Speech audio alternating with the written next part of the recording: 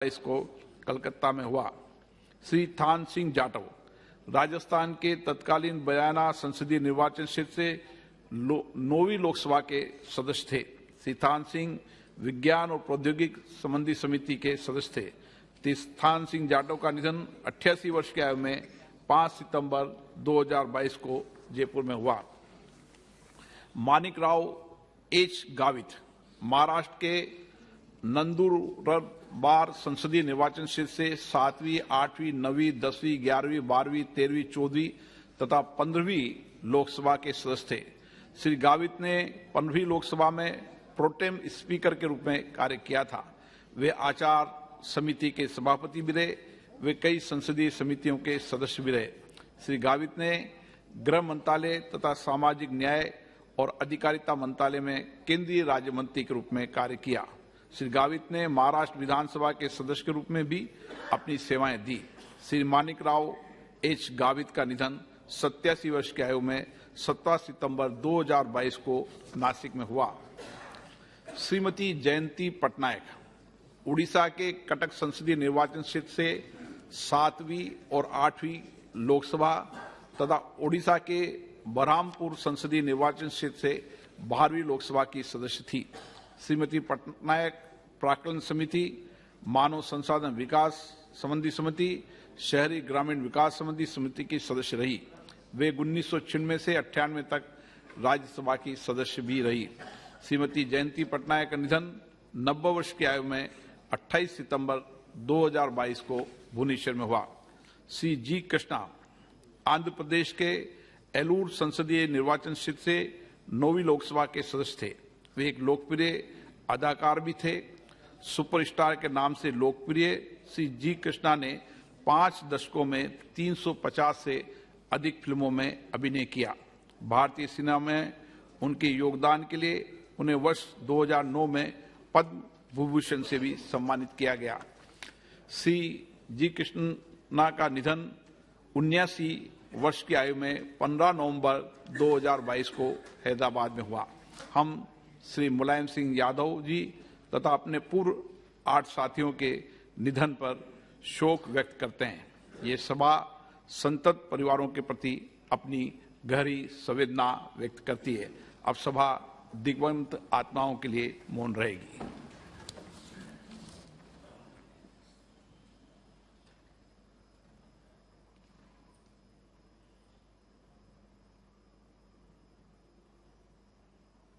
ओम शांति।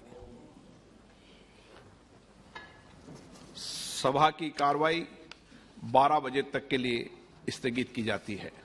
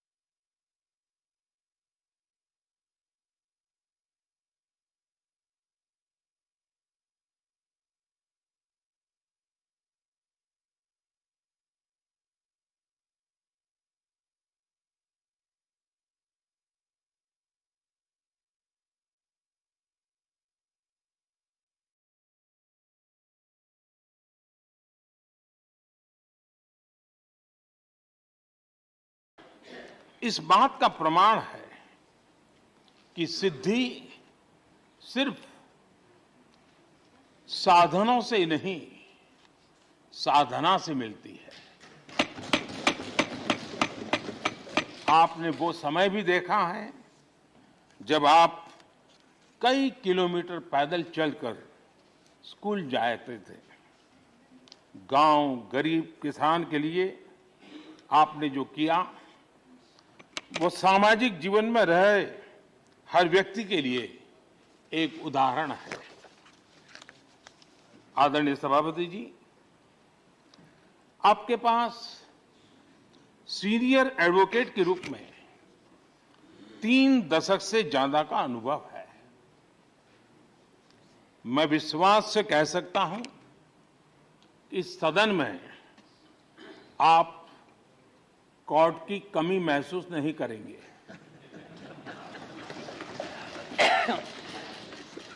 क्योंकि राज्यसभा में बहुत बड़ी मात्रा में वो लोग ज्यादा हैं जो आपको सुप्रीम कोर्ट में मिला करते थे, और इसलिए वो मूड और मिजाज भी आपको यहां पर जरूर अदालत की याद दिलाता रहेगा। आपने विधायक से लेकर सांसद, केंद्रीय मंत्री, गवर्नर तक की भूमिका में भी काम किया है। इन सभी भूमिकाओं में जो एक बात कॉमन रही वो है देश के विकास और लोकतांत्रिक मूल्यों के लिए आपकी निष्ठा। निश्चित तौर पर आपके अनुभव देश और लोकतंत्र के लिए बहुत ही महत्वपूर्ण है। आदरणीय सभापति जी, आप राजनीति में रहकर भी दलगत सीमाओं से ऊपर उठकर सबको साथ जोड़कर काम करते रहे हैं। उपराष्ट्रपति के चुनाव में भी आपके लिए सबका वो अपनापन हमने स्पष्ट रूप से देखा। मतदान के 75% वोट प्राप्त करके जीत हासिल करना अपने आप में अहम रहा है। आदरणीय सभापति जी,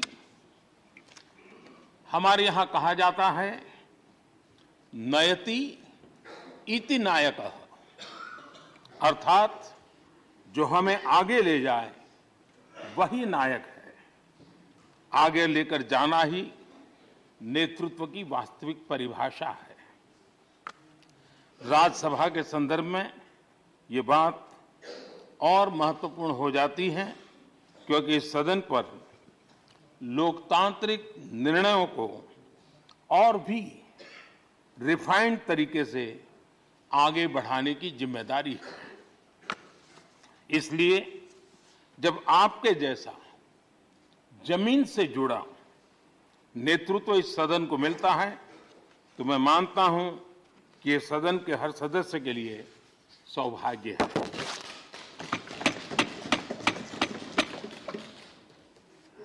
आदरणीय सभापति जी, राज्यसभा देश की महान लोकतांत्रिक विरासत की एक संवाहक भी रही है और उसकी शक्ति भी रही है। हमारे कई प्रधानमंत्री ऐसे हुए जिन्होंने कभी न कभी राज्यसभा सदस्य के रूप में कार्य किया। अनेक उत्कृष्ट नेताओं की संसदीय यात्रा राज्यसभा से शुरू हुई थी। इसलिए इस सदन की गरिमा को बनाए रखने और आगे बढ़ाने के लिए एक मजबूत जिम्मेदारी हम सभी के ऊपर है। आदरणीय सभापति जी, मुझे विश्वास है कि आपके मार्गदर्शन में ये सदन अपनी इस विरासत को, अपनी इस गरिमा को आगे बढ़ाएगा, नई ऊंचाइयां देगा। सदन की गंभीर चर्चाएं, लोकतांत्रिक विमर्श लोकतंत्र की जननी के रूप में हमारे गौरव को और अधिक ताकत देंगे। आदरणीय सभापति महोदय जी, पिछले सत्र तक हमारे पूर्व उपराष्ट्रपति जी और पूर्व सभापति जी इस सदन का मार्गदर्शन करते थे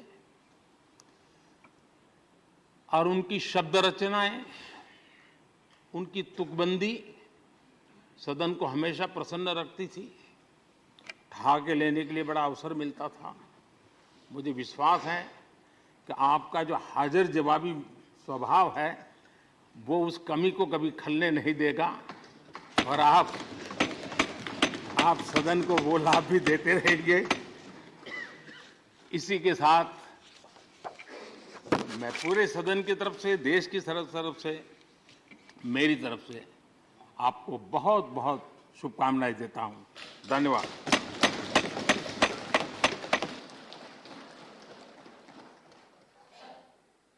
Honorable Deputy Chairman.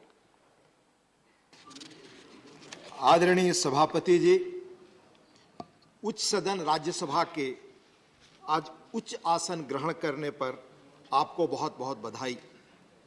शीतकालीन सत्र के पहले दिन बहुत गर्मजोशी व आत्मीयता से आपका अभिनंदन। सदन के इतिहास में इस आसन पर बैठने वालों का गौरवपूर्ण इतिहास है।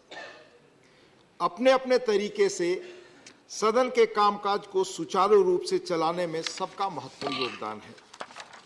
इनमें से कुछ लोग संसदीय बैकग्राउंड से थे, कुछ संसदीय जीवन के बाहर से भी आए, पर आपको पब्लिक और पार्लियामेंट्री लाइफ दोनों का विस्तृत अनुभव है। माननीय प्रधानमंत्री जी ने बहुत विस्तार से आपके जीवन के बारे में बताया।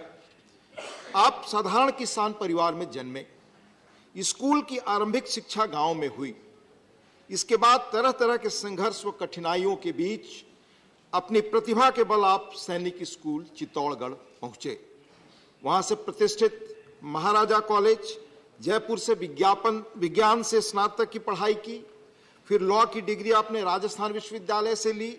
इसके बाद जिला स्तर से लेकर हाई कोर्ट और सुप्रीम कोर्ट तक लंबे समय तक वकालत की, यानी ग्रास रूट से लेकर ऊपर तक लीगल सिस्टम का भी लंबा और समृद्ध अनुभव आपको है। फिर आप विधानसभा और लोकसभा के सदस्य रहे।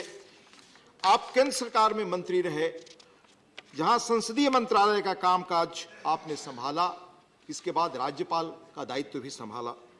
इस तरह गांव के परिवेश से निकलकर लीगल और संसदीय क्षेत्रों का लंबा और समृद्ध अनुभव लेकर आज आप इस मुकाम पर पहुंचे हैं। पुनः आपका अभिनंदन और बहुत बधाई। ऐसा मानता हूं कि आपके रिच एक्सपीरियंस के साथ लंबा सार्वजनिक जीवन आपको इस सदन के संचालन एवं माननीय सदस्यों के संरक्षक जैसी चैलेंजिंग भूमिका का बहुत बेहतर ढंग से निर्वाह में मदद करेगा। आपके सौम्य स्वभाव और व्यवहार कुशलता के संदर्भ में हिंदी मुहावरे को पुनः मैं रिपीट कर रहा हूं, जो माननीय प्रधानमंत्री जी ने कहा, सोने पे सुहागा जैसी बात है। सदन के कामकाज में हम सबका सहयोग आपको हमेशा मिलेगा। आपको पुनः बधाई व शुभकामनाओं के साथ अपनी बात खत्म करता हूं। आपने बोलने का मौका दिया, बहुत बहुत धन्यवाद। Honorable Leader of the Opposition.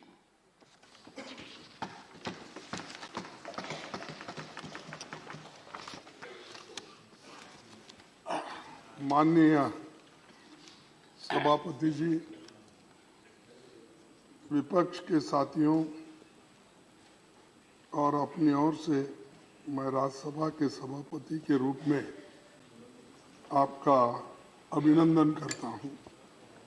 देश के दूसरे सबसे बड़े संवैधानिक पद उपराष्ट्रपति की जिम्मेदारी आपने 11 अगस्त 2022 को संभाल ली थी। वैसे तो व्यक्तिगत तौर पर आपसे मिलकर आपको बधाई दे चुका हूं, लेकिन अपर हाउस में सभापति के रूप में आपके स्वागत का मौका हमें आज मिला है। प्रधानमंत्री जी ने आपके कामकाज के बारे में और व्यक्तित्व के बारे में बहुत कुछ हमें बताए और बहुत कुछ रोशनी उन्होंने डाली। मैं वो फिर से दोहराना नहीं चाहता। मैं एक जरूर कहना चाहता हूं कि अपर हाउस के संरक्षक के रूप में आपकी भूमिका बाकी भूमिकाओं से बहुत बड़ी है। आप जिस आसन पर बैठे हैं, वहां देश के कई महान हस्तियां बैठ चुकी है। हमारे 6 सभापति बाद में भारत के राष्ट्रपति भी बने। आप भूमि पुत्र हो, जैसा कि प्राइम मिनिस्टर ने कहा कि किसान के पुत्र तो मैं तो भूमिपुत्र कहूंगा। राजस्थान के एक गांव से उपराष्ट्रपति और राज्यसभा के सभापति जैसे बड़े ओहदे तक आप पहुंचे हैं। संसदीय परंपराओं को आप समझते हैं। 9वीं लोकसभा में आप चुने गए थे और पार्लियामेंट्री अफेयर्स मिनिस्टर में उपमंत्री रहे थे। राजस्थान विधानसभा में एमएलए और पश्चिम बंगाल में कई सालों तक आप राज्यपाल रहे। कोऑपरेटिव मूवमेंट में और कई खेल संगठनों में आप जुड़े रहे। पढ़ने लिखने में आपकी रुचि है।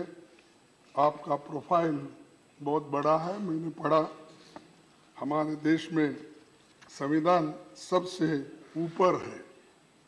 संसद के लोकतांत्रिक व्यवस्था का आधार स्तंभ है। संसद के पास संविधान संशोधन का भी अधिकार है। राज्यसभा और लोकसभा मिलकर भारत की संसद बनती है। कोई अकेला सदन खुद में पूर्ण नहीं है। संविधान के दायरे में दोनों सदनों को अपनी प्रक्रिया और नियम तय करने का अधिकार आपको है। हमारी संसदीय प्रणाली में राज्यसभा को चेंबर ऑफ आइडियाज या विचारों का सदन कहा जाता है। ये परमानेंट हाउस है और राज्यों का प्रतिनिधित्व करता है। राज्यों की राजनीतिक तस्वीर यहाँ नजर आती है।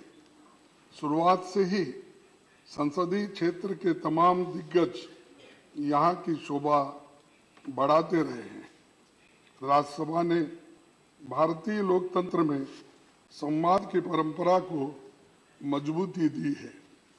अलग अलग विचारधाराओं की राजनीति का केंद्र होने के बाद भी यहाँ सबका लक्ष्य देश की तरक्की और उन्नति के बारे में हम हमेशा सोचते रहते हैं और सभी यही चाहते हैं जनता के सवालों पर गंभीर चर्चा हो और समस्याओं का समाधान निकालें।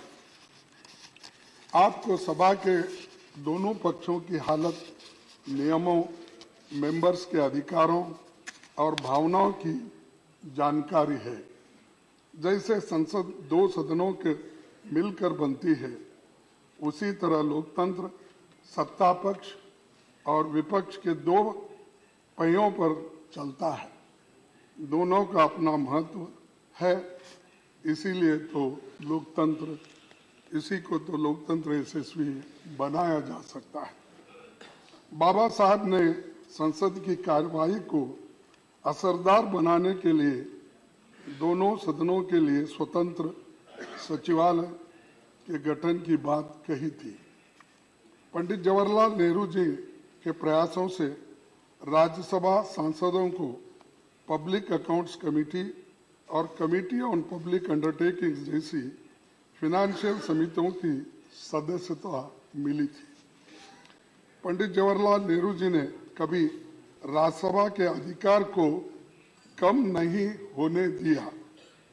1953 में बजट सत्र के दौरान उन्होंने साफ कहा था कि लोकसभा और राज्यसभा मिलकर भारत की संसद बनाते हैं। हमारे संविधान के अनुसार दोनों सदनों की अथॉरिटी के बीच मनी बिल्स को छोड़कर कोई अंतर नहीं है। आज जब मैं ये बातें कह रहा हूं तो हमें बहुत कुछ बातें याद आ रही हैं।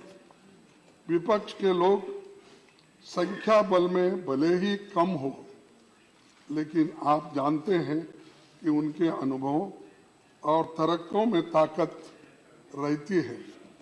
लेकिन समस्या ये है कि इनकी जगह नंबरों की गिनती होती है, ना कि विचारों के बारे में सोचा जाता है। एक दूसरी दिक्कत ये भी है कि हाउस की सिटिंग्स कम होने के कारण जनता के मुद्दों पर चर्चा के लिए उचित समय नहीं मिल पाता। गरीबों, दबे कुचले और SC/ST, किसानों और अत्याचार के शिकार महिलाओं की हालत पर ढंग से बातें नहीं रख पाते और बिल्स भी बहुत जल्दबाजी में पास होते। पहले जहां संसद में साल के 100 दिनों से ज्यादा चलती थी, अब 60 से 70 दिन भी नहीं चल पाती। लेकिन हमारी आबादी, अपेक्षाएं और समस्याएं बड़ी है। पिछले एक दशक का आंकड़ा देखें तो 2012 में संसद की सबसे ज्यादा 74 सिटिंग्स हुई थी। इसके बाद 2016 में 72 सिटिंग्स हुई। हाउस में सिटिंग्स बढ़ेगी तो अच्छा नतीजा निकलेगा और मैं आपसे आशा करता हूं कि आपके नेतृत्व में चर्चा के दिन बढ़ेंगे। सभापति जी, आप तो कानून के जानकार हैं। आप इसे अच्छी तरह समझे कि कानून अगर जल्दबाजी में बनते हैं तो उनमें खामियां होते हैं और सुप्रीम कोर्ट, हाई कोर्ट के जो जजेस है उनकी टीका टिप्पणी भी हम पे होती रहती है। कई जजेस ने भी ये काम किया है, उनका सही तात्पर्य नहीं निकलता और ऐसे कानूनों की क्वालिटी पर सुप्रीम कोर्ट और हाई कोर्ट की टिप्पणियां करता है। ये हमारी संसद की प्रणाली की सेहत और इमेज को ठीक नहीं लगता। तो इसलिए हम चाहते हैं कि बिल्स को ठीक से एग्जामिन करने के काम को सेलेक्ट, जॉइंट और निचले सदन में स्टैंडिंग कमेटी इस विभाग संबंधी संसदीय समिति को ज्यादा से ज्यादा भेजा जाए और बिल्स को इन समितियों में भेजे जाए, वहां इन पर विस्तार से चर्चा हो। राज्यसभा का यही मुख्य काम भी है। मैं इस संदर्भ में 13 मई 1952 में हुई राज्यसभा की पहली बैठक में सभापति डॉक्टर राधाकृष्णन जी की कही इस बात को जिक्र करना चाहूंगा। उन्होंने कहा था, हमें इस देश की जनता के लिए ये बात न्यायोचित ठहराने के लिए पूरी ताकत के साथ जुट जाना चाहिए कि जल्दबाजी में पारित किए जाने वाले कानून पर रोक लगाने के लिए सेकंड चेंबर की जरूरत है। इसीलिए इसके अध्यक्ष भी अब आप ये सेकंड चेंबर के बने। इस मौके पर बहुत कुछ कहा जा सकता है, लेकिन मैंने कुछ बातें रखी है। उम्मीद करता हूं कि आप हमारी भावनाओं को समझेंगे। विपक्ष की ओर से हम यही कहना चाहेंगे कि आपको हम अपनी ओर से पूरा सहयोग देंगे। और मैं एक बात मैं कहना चाहता हूं, वो बात जरा खटक रही मुझे, क्योंकि जब कोई हमारे अपोजिशन के लोग मिलते हैं, हमारे पार्टी के लोग मिलते हैं, तो लास्ट यहाँ पर सदन में मैं कुछ एक शेर बोला था, शायरी बोली थी, उसके ऊपर ज्यादा से ज्यादा आप ध्यान देकर मुझे क्यों ऐसा कहे ये बात आपने बार बार कहा है, लेकिन मैं ये दोहराऊंगा कि इसको भी आप बुरा नहीं मानना चाहिए, क्योंकि ये सदन का है। मेरे बारे में कोई राय मत बनाना गालिब, मेरे बारे में कोई राय मत बनाना गालिब, मेरा वक्त भी बदलेगा, तेरी राय भी बदलेगी। तो ये कहते हुए मैं आपको धन्यवाद देता हूं और ये सदन बहुत सुरक्षित चलेगा और हम पूरी कोशिश करेंगे हर बात पर आपको सहकार देने के लिए। धन्यवाद। Shri Derek O'Brien.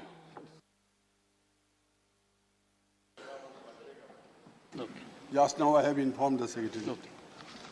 First of all, on behalf of our party, All India Trinamool Congress, I extend warmest felicitations to Your Honor for being elected as the Honorable Vice President of India, as well as taking over the charge of the Honorable Chairman of this august House. For the past 4 years, we have experienced your style of functioning when you were the Honorable Governor of West Bengal. And personally speaking, I got the opportunity to exchange a few letters with you on some legal and constitutional issues, wherefrom I could understand that my friends who used to tell me that this governor is a constitutional expert and a legal luminary, I could find from the expressions made by Your Honor in those communications, actually that belief was further strengthened. Now that Your Honor has taken over the charge of this august House, we submit to Your Honor with all grace that from now on, we believe, Hindi में एक तो कहावत है कि आप आए तो बाहर आए, तो we will expect that with your elevation to this position will help strengthen the conducive atmosphere of this august House, and both the Treasury benches and the opposition bench will get adequate opportunity in the deliberations to be made on various issues, bills, etc. Now, I have some suggestions to make for your kind consideration. हमने देखा कि लोकसभा में कुछ bill, कुछ मुद्दा बहुत देर तक चर्चा होते हैं, लेकिन कभी-कभी ऐसा हुआ कि हम राज्यसभा में उतना समय हम लोगों को मिलता नहीं है, जो कि जरूरी मुद्दा है देश के लिए, वो मुद्दा को जरा ज़्यादा समय तक होना चाहिए। खास करके जो छोटे पार्टी है, उनको 2-3 मिनट समय मिलता है। हम भी कभी-कभी कुर्सी में बैठते हैं as Vice Chairman. This time also you have made me one of the Vice Chairman in the panel. So छोटे पार्टी के लिए बहुत दर्द होता है, महसूस करता हूँ, क्योंकि उनको समय नहीं मिलता है। तो इसलिए इसको थोड़ा बढ़ाना चाहिए समय, नहीं तो लोकसभा और राज्यसभा का रिलेशन, वो लोकसभा बने रहेगी, राज्यसभा पर लोकसभा ना बने, ये हमारा आशंका है। जिस तरह समय कम होते जा रहा है धीरे धीरे, मैंने पिछले 11 साल में देखा, तो इसको मेरा आपसे निवेदन है मेरा। दूसरा, जैसे कि हमारे honourable leader of the opposition ने बताया कि scrutiny of the bills, that is very important by the standing committees and at times by the select committee also. This is my second suggestion. And the third suggestion is, because it is required for better legislation, unless the bills are scrutinized properly, either by the standing committee or by the select committee at times, then mere discussion will not be helpful. Our party's further suggestion is that we require one short duration discussion or calling attention, either or, per week. Half an hour discussion or the short duration discussion or calling attention. And there is rule 267, which is very sparely adhered to for reasons not known to us. But there was time we have experienced that on greater issues, national issues, discussion on under Rule 267 was allowed very frequently. My only suggestion would be that at least per session, one issue under 267 may be taken up. Yes. This is my suggestion. And the opposition voice, in a democracy as we know, the voice of dissent is also to be listened. Otherwise, the concept of or the idea of participating in democracy will be a futile exercise. With these words, I wish you all the best for the coming years. Thank you, sir. Shri Tiruchi Shiva.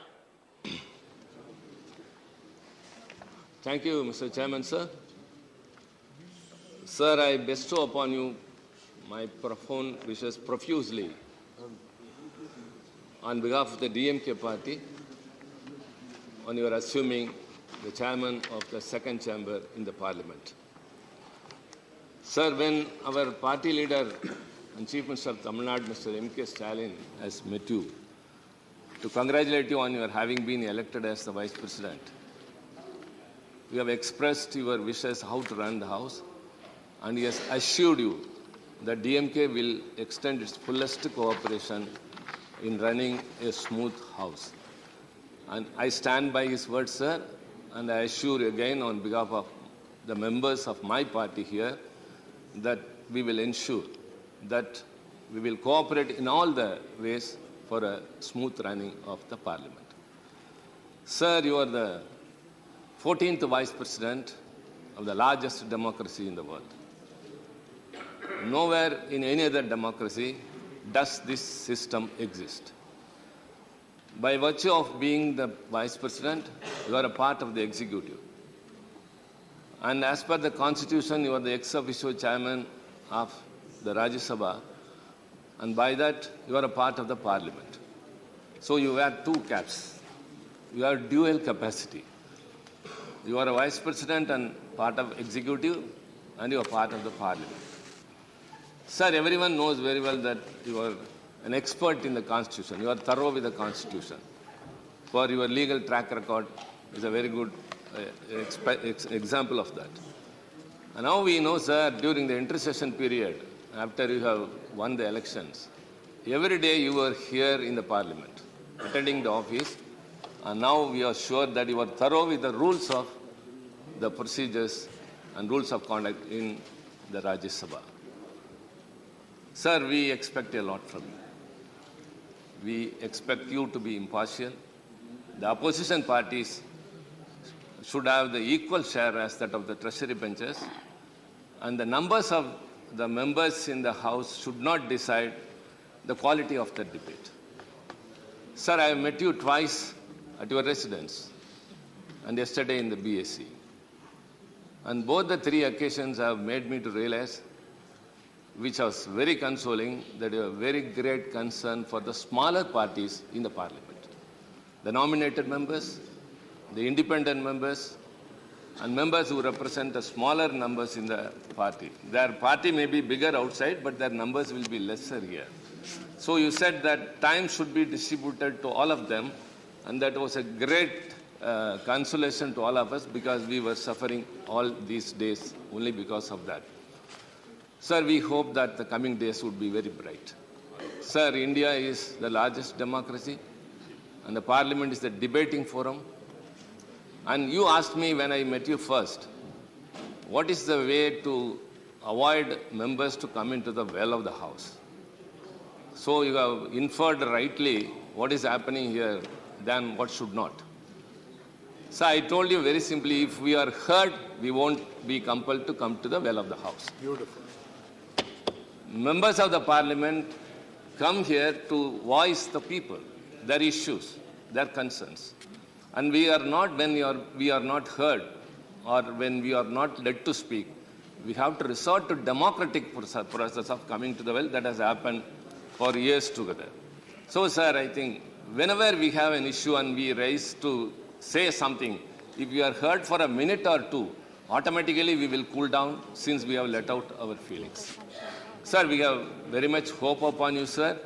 And I should say that Maya Angelou, when Mr. Clinton took his office, what she said, the great African-American poet said, sir, with the grace of you, look upon the country look upon our faces and simply with hope say good morning. Every new year dawns with a hope that the next year will be very prosperous. So every day dawns that the day will be very bright. And I wish you good morning every day, sir. And you also please wish us good morning, not only that, ensure us that the Parliament will be very productive in the coming days. And we are very hopeful. And once again, sir, I assure you that DMK will extend its fullest cooperation. Thank you very much. Honorable former Prime Minister Shri S.D. Devgowda.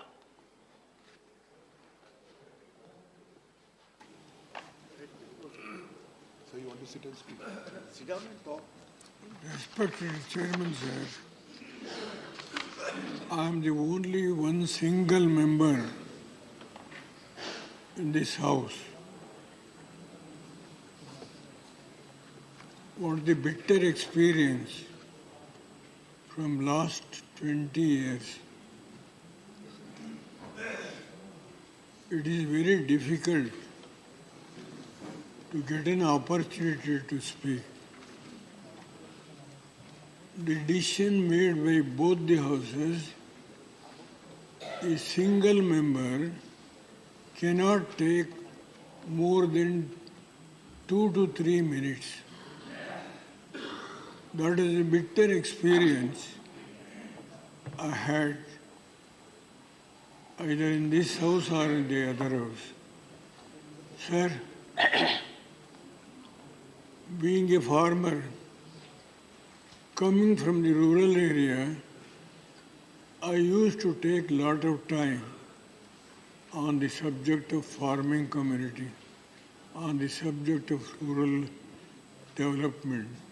But unfortunately, the time fixed only 2 to 3 minutes. This is the bitter experience I have got. May I humbly request you, sir, whenever these issues are going to come, the experience I have got, only 2 to 3 minutes, that should be reconsidered when a subject belongs to the rural India or the farming community. Any development thing, I don't want to take unnecessary time of the House. This is only request I would like to make to the Honorable Chairman and the Vice President of India. With these words, I once again thank you very much, sir. If you allow me to speak few minutes more on the issue of farming community and also rural development. This is a humble request, Mr. Vice President and the Chairman of this House.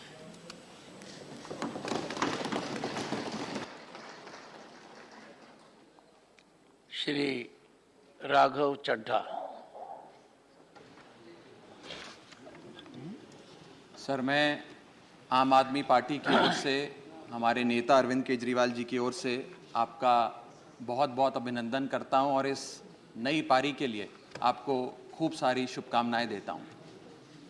आपका सफ़र, जीवन का सफ़र एक बहुत बेहतरीन सफ़र रहा। एक साधारण से किसान परिवार में जन्म लेने के बाद आपने कई संघर्षों का सामना किया और एक विधायक के तौर पे, सांसद के तौर पे, मंत्री के तौर पे, राज्यपाल के तौर पे और अब देश के उपराष्ट्रपति के तौर पे, राज्यसभा के अध्यक्ष के तौर पे आपको अपनी सेवाएं देने का मौका मिला।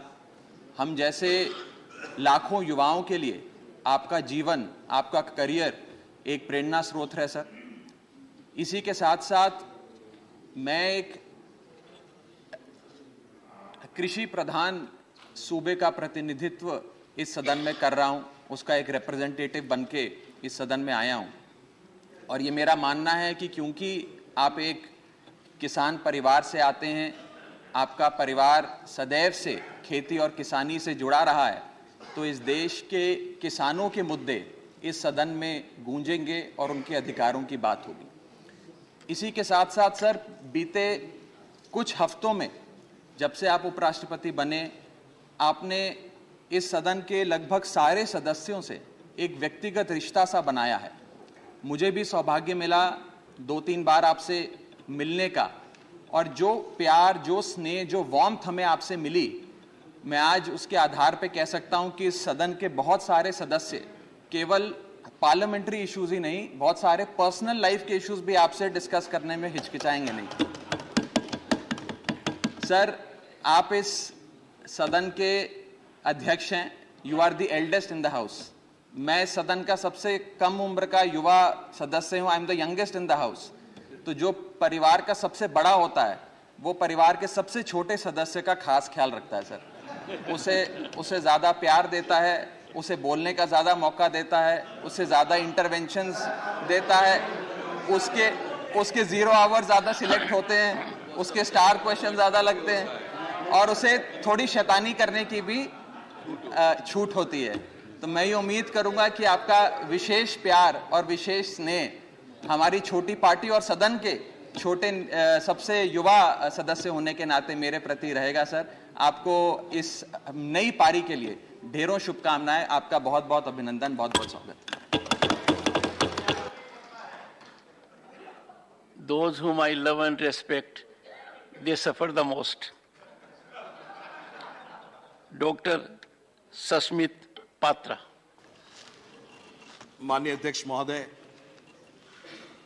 आज इस घड़ी में जब हम आपको स्वागत कर रहे हैं, मैं मेरे पार्टी बीजू जनता दल की तरफ से, हमारे माननीय नेता और माननीय मुख्यमंत्री श्री नवीन पटनायक जी की तरफ से हम आपको वेलकम करते हैं, अभिनंदन करते हैं, और ये आश्वासन के साथ करते हैं मान्यवर कि जो लक्ष्मण रेखाएं हैं हमारी संसदीय विधि व्यवस्था की, वह लक्ष्मण रेखाओं को माननीय मुख्यमंत्री श्री नवीन पटनायक जी ने कभी लांघने का कोई स्कोप नहीं दिया। और हमेशा से एक चीज हम सबको भी कहा है कि भी जब भी संसद में जाओ, मर्यादाओं की रक्षा करो और संसद उचित तरह से चल सके, इसका पूरा कोशिश करो। तो ये अवसर मैं लेना चाहता हूं मान्यवर, आपकी अध्यक्षता में, आपके मार्गदर्शन में, बीजू जनता दल इस सदन में जो गरिमा है, उस गरिमा को रखते हुए हमारे माननीय नेता श्री नवीन पटनायक जी के मार्गदर्शन में जो हमने सीखा है, उसके साथ हम इस सदन को स्मूथली और सुचारू रूप से चलाने में आपका पूरा सहयोग देंगे। मान्यवर, मैं ये अवसर लेना चाहता हूं ये कहने के लिए that you are a distinguished man of law who is presiding on the highest house of lawmaking. And as the distinguished man of law presiding over the house of lawmaking, आपकी जो rich experience है, जो vibrancy है, वो हम सबको एक अवसर देगा और सीखने के लिए। मान्यवर, कई माननीय सदस्यों ने आपकी इंटेलेक्ट के बारे में कहा, मैं आपके विशाल हृदय के बारे में 2 शब्द कहना चाहूंगा। मान्यवर, कुछ ही दिन पहले मैं अपने परिवार के साथ सदन में आया था और सदन बंद था तो उनको घुमाने लेके आया था, और जब मैं घुमान लेके आया यहां पर तो मुझे सुनने में आया कि आप चेंबर में हैं, आए हुए हैं। स्वाभाविक तौर से आप अध्यक्ष हैं, माननीय उपराष्ट्रपति जी हैं, तो अपॉइंटमेंट लिया जाता है, प्रोटोकॉल लिया जाता है और उसके बाद आपसे मिला जाता है। पता नहीं मुझे क्या हुआ, मुझे लगा आपसे मैं मिला 1-2 बार, मुझे लगा कि नहीं, मैं माननीय अध्यक्ष जी को एक स्लिप भेजता हूं कि मैं अपने परिवार के साथ आया हूं, क्या मुझे 30 सेकंड आपके मिल सकते हैं। माननीय अध्यक्ष महोदय, आपका इतना विशाल हृदय है कि आपने सिर्फ दरवाजे नहीं खोले, आपका दिल का हृदय खोला, पूरे परिवार को अंदर बुलाया, चाय पिलाई, गपशप करी और मेरे बच्चों को भी आपने इंस्पायर किया। यह बताता है कि किस तरह से आपका हृदय, आपकी सोच सिर्फ सांसदों के लिए नहीं, उनके परिवारों के लिए है, और आपके जो विश्वास है कि किस तरह से आने वाले दिनों में इस सदन को और आगे लिया जा सकता है, ये इसका एक प्रतिबिंब है। मान्यवर, आपने बिजनेस एडवाइजरी कमेटी में कल एक बहुत खूबसूरत बात कही, मैं शांत होकर सुन रहा था।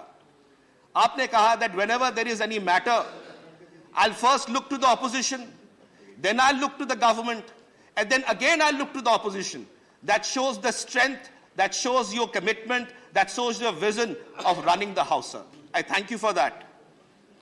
मान्यवर, आखिरी बात कहूंगा, ये सदन काउंसिल ऑफ स्टेट्स है। हम उड़ीसा से आते हैं और कई ऐसे विषय होते हैं जो कि सदन में स्टेट्स के बारे में चर्चा होती है।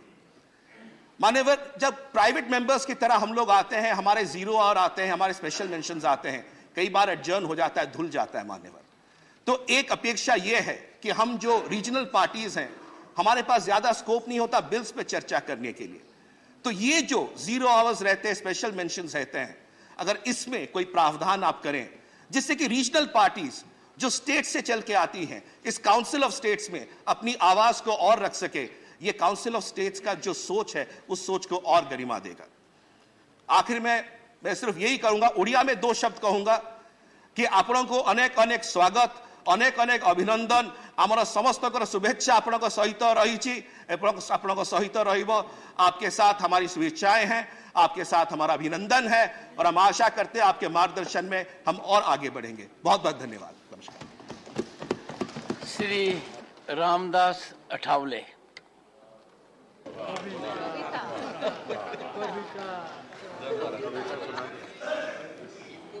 आदरणीय महोदय, मैं तो अन्याय के खिलाफ लड़ा हूं, मैं तो अन्याय के खिलाफ लड़ा हूं, इसलिए आपको बधाई देने के लिए यहां खड़ा हूं। आपका अनुभव बहुत ही बड़ा है,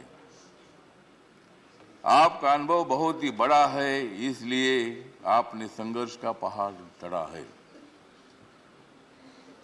मेरे पार्टी का मैं हूं अकेला, मेरे पार्टी का मैं हूं अकेला, लेकिन मेरे हाथ में है संविधान का पेला।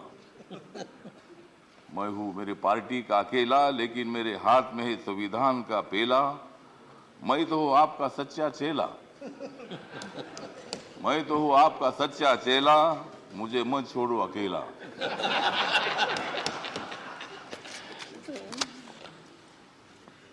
जिन्होंने उपराष्ट्रपति का सर किया है गढ़, जिन्होंने उपराष्ट्रपति का सर किया है गढ़, उनका नाम है धनखड़।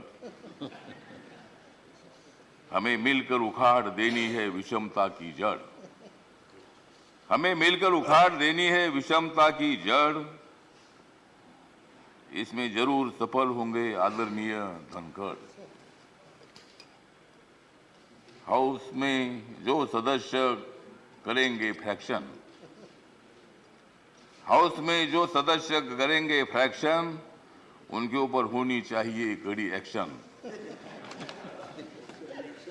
हमें तो मजबूत करना है भारत नेशन, हमें तो मजबूत करना है भारत नेशन।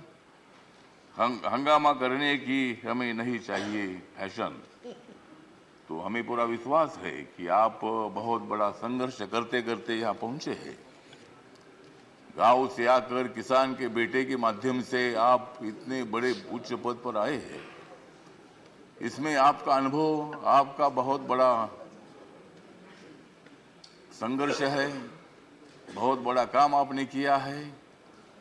आपने पश्चिम बंगाल में गवर्नर का जो काम किया है, बहुत बड़ा वहाँ चैलेंज था, वहाँ काम करना बहुत बड़ा मुश्किल था, लेकिन आपने बंगाल में बहुत अच्छा काम किया है और बंगाल में अच्छा काम आपने किया है, इसीलिए आपको यहाँ लाने की कोशिश जरूर हुई है। मतलब आप एक संघर्षशील नेता है।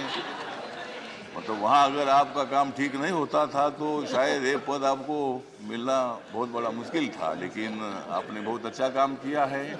ठीक बात है, बंगाल भी अपना ही है, सभी बंगाल के नेता भी अपने हैं। देश का एक वो राज्य है और कोई भी राज्य हो, यहाँ किसी पार्टी की सत्ता आती है जाती है, कोई मुख्यमंत्री होता है, कोई नहीं होता है। कभी हम भी मतलब 3 बार सांसद रहे लोकसभा में और मैं शिरडी में मैं हार गया, लेकिन मैं घर में बैठा नहीं, मैं घूमता रहा। मैं कांग्रेस पार्टी के साथ रहा। कांग्रेस पार्टी के मेरे सभी दोस्त हैं, समाजवादी पार्टी के मेरे दोस्त हैं, कम्युनिस्ट पार्टी के मेरे दोस्त हैं और अभी बीजेपी के मेरे दोस्त हैं।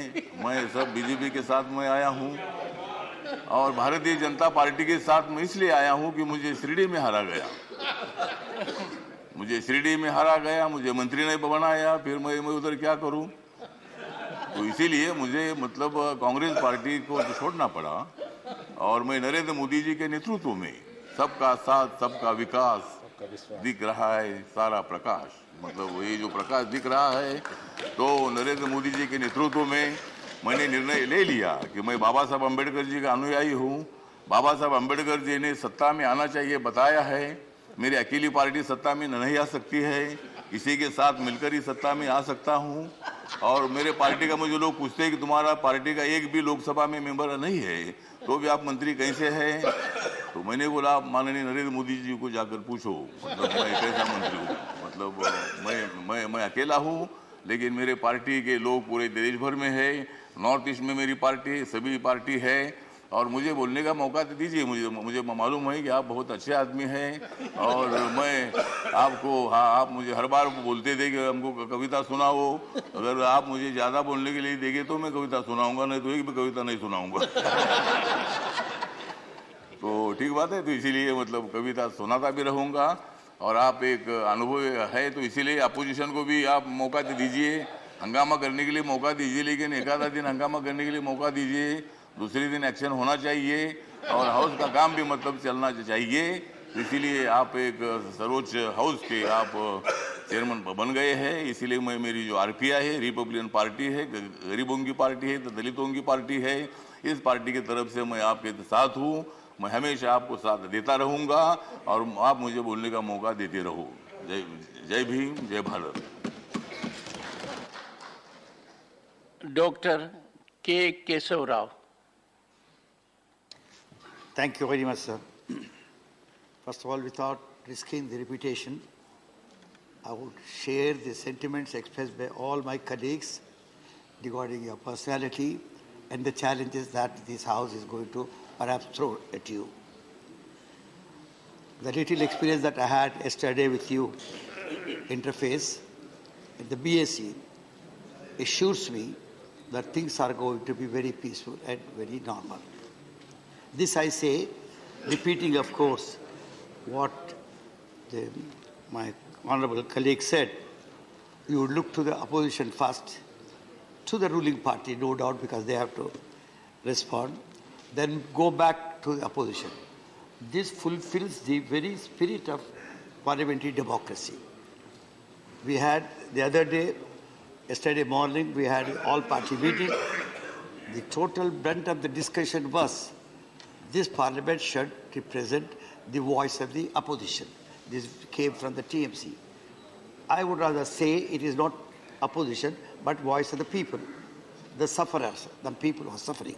So everybody must get some chance to speak. And the answer to that was time management. Sir, I would not take much time, but except tell you, this is nothing but time management. Rules are rules, but some have to be kept by the spirit and some by their word. And I tell you, you might be an expert in constitution, which you are. We would not like to tell it, but always the rules of the constitution is not going to pay at all in deliberations like this. We need to understand the mood of the people, the spirit of their saying, and also the needs, because we are not at crossroads, we are at crossroads. Total things are crossed. So things require entirely different light. Sir, as far as the last sentence, I would say, there seems to be a big discussion yesterday morning and also yesterday evening with you on the small parties. Sir, we are small parties, no doubt, but in relative term. Small is a very relative term. But what I am concerned is about the union territories, northeastern states, where the membership is only one. This is not small party, it is all the party. So they need, it is a council of states. If the state is not represented in the council of states, there cannot be greater perplexing paradox than that. So we need to see in the small parties, we forget about them. We need to look to them from an entirely different angle because they need to be represented in this house. With these words, I tell you, sir, your wisdom and yesterday's your professorial talk to us on the constitutional ethos give us, reassure us. And I tell you, while sharing all the sentiments, I say it was understated because you deserve more than that. Thank you very much. Shri Premchand Gupta. आदरणीय सभापति महोदय, संसदीय लोकतंत्र के इस गरिमामयी पद पर आप आसीन हुए, इसके लिए मैं आपको मेरी तरफ से, मेरी पार्टी की तरफ से और हमारे राष्ट्रीय अध्यक्ष माननीय लालू प्रसाद जी की तरफ से बहुत बहुत बधाई और शुभकामनाएं देता हूं। श्रीमान जी, राष्ट्र के उपराष्ट्रपति और इस सभा के अध्यक्ष के रूप में हमें पूरी उम्मीद है कि आपके नेतृत्व में बहुत ही सुचारू रूप से ये सदन चलेगा, ऐसी पूरी आशा है। श्रीमान जी, आप ग्रामीण परिवेश से आते हैं, किसान परिवार से हैं, आपने बड़े संघर्ष किए हैं। मेरा सौभाग्य है कि मैं आपको पिछले 35 साल से जानता हूं। श्रीमान जी, मैंने आपका वो सफ़र देखा है कि आप किस प्रकार से आपने सभी बाधाओं को पार करते हुए और अपने लक्ष्य को हासिल किया। आप एक ट्रू कर्मयोगी हैं। आप श्रीमान जी, आप बहुत बड़े एक कानून के ज्ञाता हैं। आप यंगेस्ट स्टेज में आप देश के सबसे उच्चतम न्यायालय के आप सीनियर काउंसिल अपॉइंट हुए थे। ये एक बहुत ही सौभाग्य की बात थी। और श्रीमान जी, शायद बहुत लोगों को नहीं मालूम कि आप आर्बिट्रेशन, इंटरनेशनल और नेशनल आर्बिट्रेशन में आपकी बड़ी भारी एक्सपर्टाइज है। श्रीमान जी, ज़्यादा न कहते हुए मैं यही कहना चाहूँगा कि आपके नेतृत्व में इस गरिमामयी सदन का बहुत ही सुचारू रूप से संचालन होगा और हम सब लोगों को बात करने का, बोलने का मौका मिलेगा। इसके साथ एक बार फिर आपको बहुत बहुत बधाई देता हूँ। धन्यवाद। Shri Elamaram Kareem.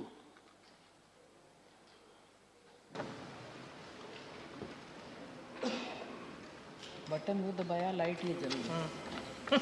Honorable Chairman, on behalf of Communist Party of India Marxists, I welcome the chairman post. Sir, as a well-experienced parliamentarian, I hope you can uphold the glorious past of our parliament. Our nation is defined as a union of states by the Constitution. Each member represents each state. The principles of Constitution such as federalism, secularism, democracy, and social justice are to be protected. If these principles are undermined, it may affect the unity of our nation. I hope, under your leadership, upper house of our parliament will discharge its duties, strictly honoring the Constitution principles and rules of business. I am very proud to welcome you, sir, because you are coming from a farming community who are the Annadadas of this country. Legislation is the prime duty of Parliament, so continuous disruption should be avoided. When I met you personally, you requested the functioning of the House should not be disrupted. I agree with you. But for that, the legislation process should be undertaken through a democratic process, strictly through democratic process. People's burning issues are to be reflected in the House. For that, ample opportunity should be obtained for the members. Debates on different issues will be done here in a healthy manner. Important bills should be referred to standing committees or select committees for scrutiny, which are nowadays not happening in this House. Nowadays, it is very unfortunate that Parliament scrutiny is neglected. Sir, I hope you can uphold the concept of the Constitution and principles of democracy, and the number is only the issue here, sir. Whether large number or small number, every group and party and individuals are to be respected and should be given opportunity to raise their reasonable issues in this House. I also request the Honorable Chairman of the House and the ruling bench, please cooperate with the Chairman and don't try to deface our Honorable Chairman. Thanking you, sir. Shri Ramnath Thakur.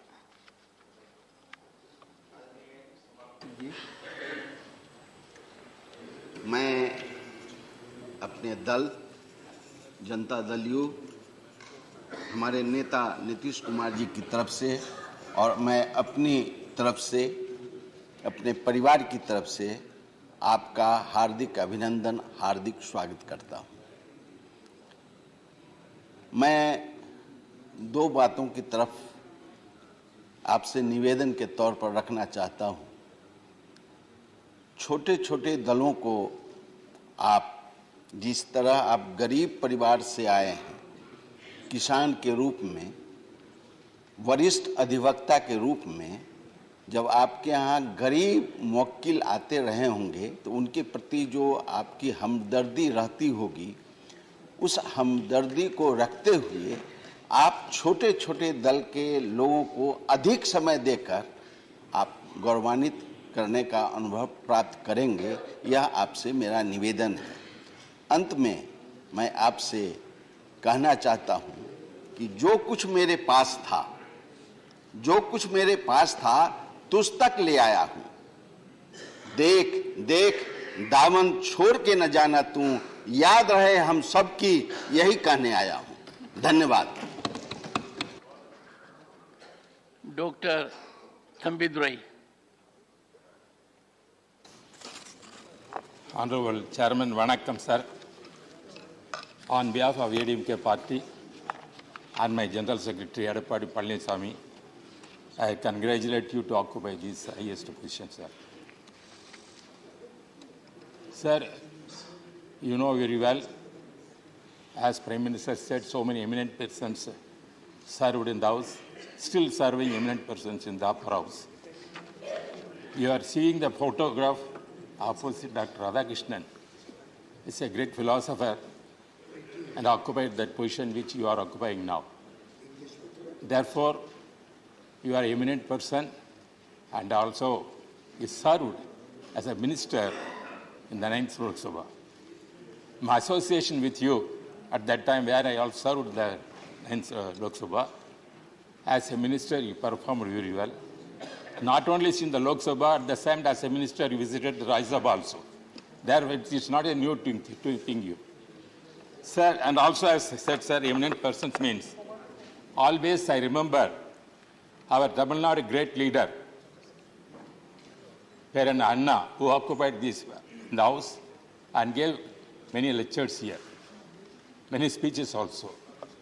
Same way, my leader, Madam Amma Jayalalitha also served in the same Rajya Sabha. Therefore, we are also on the opportunity to serve here under your leadership and your guidance, sir. As our honourable member said, this house is a part of the parliament, I accept that. At the same time, it represents the council of states. Most of the members representing from various states, they have come over here, not only pass many legislation, and also they protect the states' rights. federalism. The federalism is the most concept. This is the House represents that, sir. And also, sir, as others said about you, you are coming from an agriculture family and also became eminent lawyer and also served as med minister also. Therefore, you know very well about the sentiment of the House. As other members said, sometimes may be small number here, sometimes may large number also. In the politics, it may change. Therefore, small numbers cannot be treated as small members because people are always with the small members also in the high level. That is the position in democracy. Therefore, as others requested, we have to give the more time to others.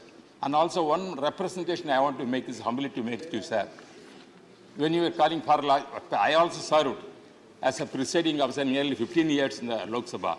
As Deputy Speaker Lok Sabha panel of chairman, I served there 15 years. When I am presiding over, at that time we are taking the numbers of when allocating the time for the various political parties. At that time, we have to call the small party different numbers we have to take, sir. Here, what is happening? Single member is called at the same time. 4 members, we are also part at the same time. It is calling. It's not correct, sir. Then I request you, the numbers has to take it. The Lok Sabha, we have to take first numbers only. That according to that, we are calling. But here, the system is different. I request you, please consider it. And also, sir, I am having very affectionate with you, and I hope that on behalf of my party, I will be supporting you. And once again, I congratulate you on behalf of my ADMK party and of my General Secretary, Thank you very much, sir. Shri Praful Patel.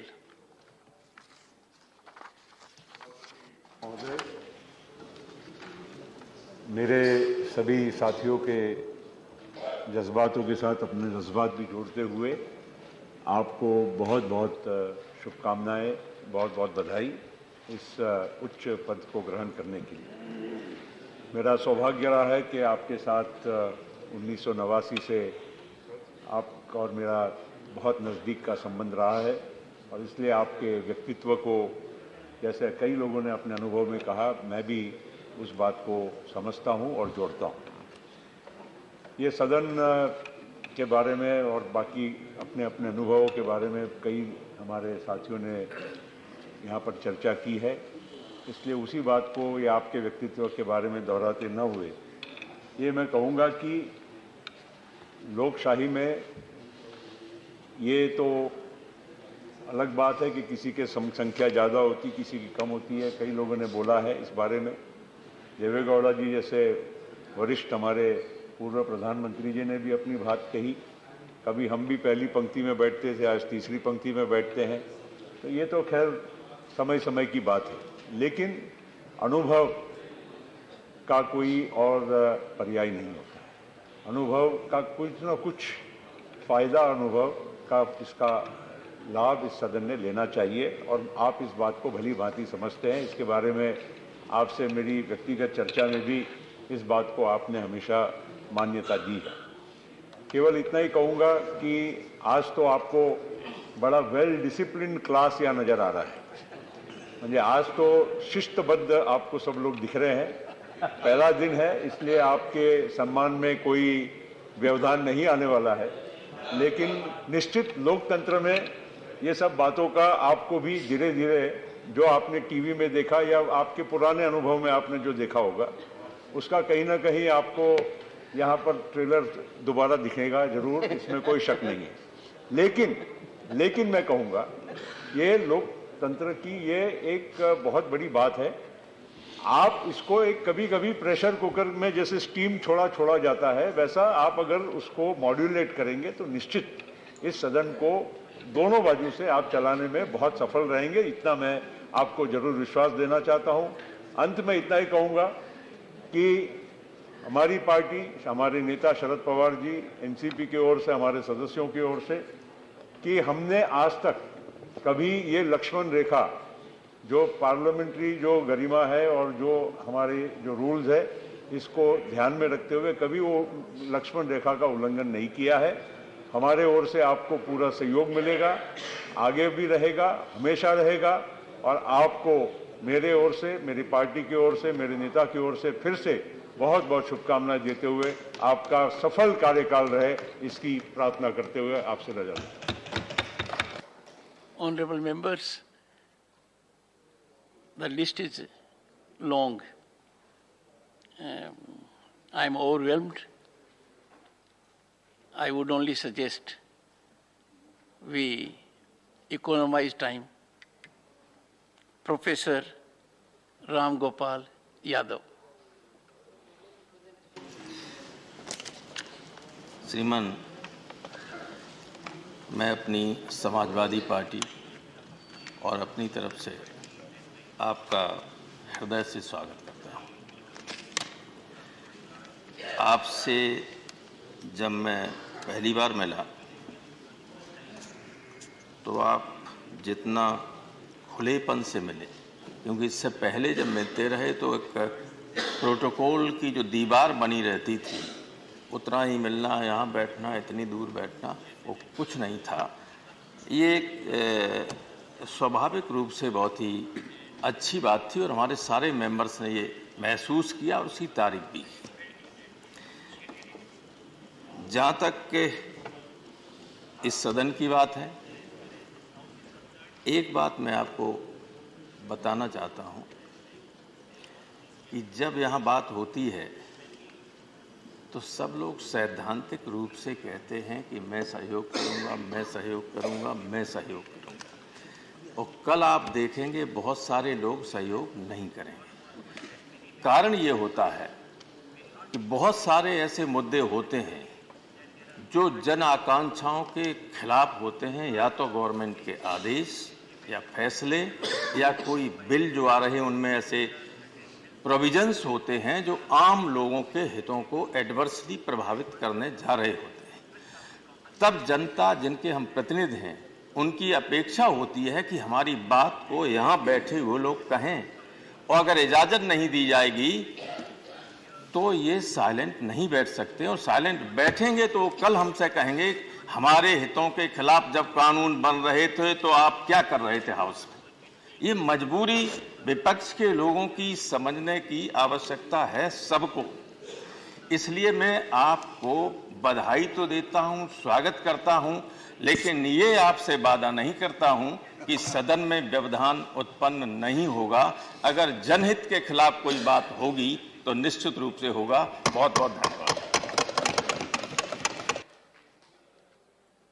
Shrimati Priyanka Chaturvedi.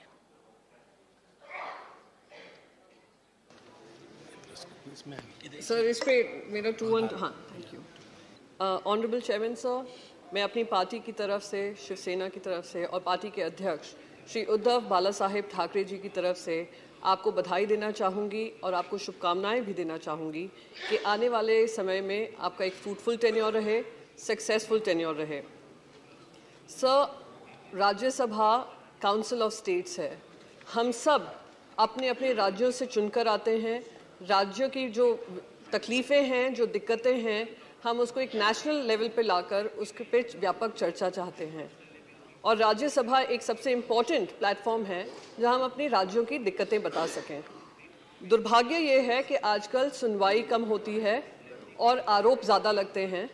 तो आपसे, आपकी तरफ देखकर मेरी बस यही उम्मीद रहेगी कि आप इस पर संज्ञान लेंगे, विपक्ष को भी बोलने का मौका मिलेगा। साथ ही साथ बहुत माननीय सांसदों ने कहा कि हम लक्ष्मण रेखा नहीं पार करना चाहते हैं और लक्ष्मण रेखा पार भी नहीं करते हैं। कोई भी यहाँ पर विपक्ष में, मैं मानती हूँ, लक्ष्मण रेखा नहीं पार करना चाहता है, पर सर जब अहंकार धर्म के ऊपर हो जाता है तो लक्ष्मण रेखा पार करना विपक्ष की जिम्मेदारी हो जाता है।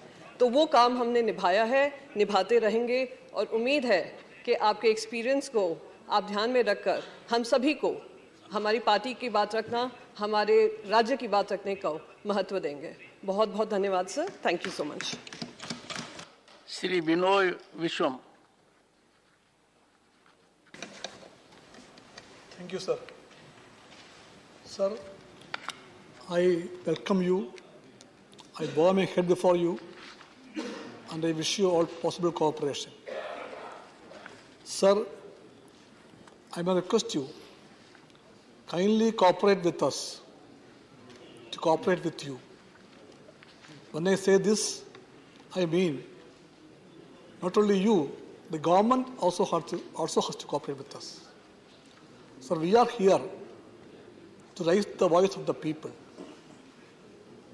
and we will be doing that task of ours.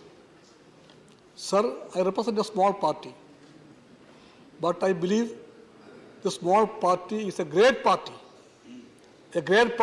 which always has stood for the cause of the people, cause of the country, the cause of the Constitution, always held the values of the democratic norms, secularism, federalism, and this country's socialist goals.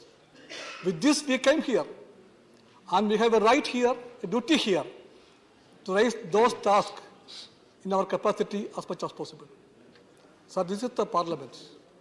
And in this parliament, we are sure that we have a role as opposition. Only that role we will play here. We heard the Honorable Prime Minister in the morning. He talked about Amrit Kal, the G20 chairmanship. We all wish that in this Amrit Kal, during this period of chairmanship, India can come to the better position in the global hunger index. We stand for that. He talked about Adivasis, Dalits, and women, and we wish that all those promises made by the government for these sections, deprived sections, he fulfills. We argue for that, and for such activities, we expect that they will cooperate with us. Sir, you are a Kisan-oriented man. He also talked about the Kisan. We have a request. Kindly legalize the MSP for the Kisan. So the promise, sir, one more thing. Sir, short duration discussion, calling attention, Rule 267, all these are in the rule book. We ask only those items in the rule book. But many a time, when it is denied, we have no other option but to raise the voice. Kindly help us not to raise the voice. Sir, one more thing, sir. I cannot resist myself because I felt it very seriously. When we met yesterday for the first time, I thought that you'll be a man of great protocol and great high-handedness. I came with that expectation. But you shattered all my expectations. You beheld me as a man known to me for so many years. I never expected a vice president, a chairman, to come to the car to see of a member. You did that. The first time yesterday, I talked to my wife. I never report my parliamentary experience to my wife on a day-to-day basis. When I see her, I tell her. But yesterday, I thought that I should talk to her. I told her I met the chairman. And I told, he asked about you. He asked about our daughters. He knows everybody. Then she asked me how. I don't know how, but that is you. And my party have great trust on you, sir. And with this words I conclude. Shri Ramji.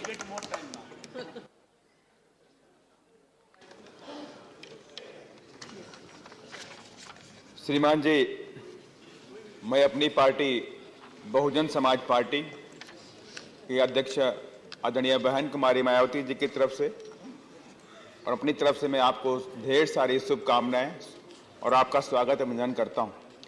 श्रीमान जी, आपका जीवन वाकई संघर्षपूर्ण रहा कि आपने संघर्ष के दौरान तमाम विभिन्न पदों पर रह करके आपने देश की सेवा की है और आज एक छोटे से गांव से निकल करके आप इस देश के उपराष्ट्रपति बने और राज्यसभा के आप अध्यक्ष भी हैं। वाकई ये आपका जो जीवन है, संघर्षपूर्ण जीवन, हम सभी लोगों के लिए एक प्रेरणादायक भी है और हमें पूरी आशा और विश्वास है कि आपका जो हम सब जो विपक्ष के भी लोग हैं और सत्ता पक्ष के भी लोग हैं, आपके लिए हम दोनों लोग बराबर ही हैं और तमाम ऐसे जनहित के मुद्दे आते हैं हम लोग 0 आवर में हम लोग आपको एप्लीकेशन देते हैं बोलने के लिए, लेकिन तमाम उन मुद्दों पे हमें समय नहीं मिलता, हमारा नाम कर जाता है या समय नहीं मिलता, 10 लोगों का नाम सेलेक्ट होता है। तो मैं आपसे रिक्वेस्ट भी करूंगा कि 0 आवर में सभी सांसदों की जेन्युइन बातों को टाइम दें, ताकि जनहित के मुद्दे हैं उनको यहाँ पे आवाज उठाई जा सके। इसके लिए मैं आपसे रिक्वेस्ट करूंगा। और आपका लगाव हमारे पार्टी के संस्थापक माननीय श्री कांसीराम साहब के साथ बहुत रहा है और हमें पूरा विश्वास भी है, आपका आशीर्वाद हम सब पर बना रहेगा। जी धन्यवाद। श्री कनक मेदला Ravindra Kumar.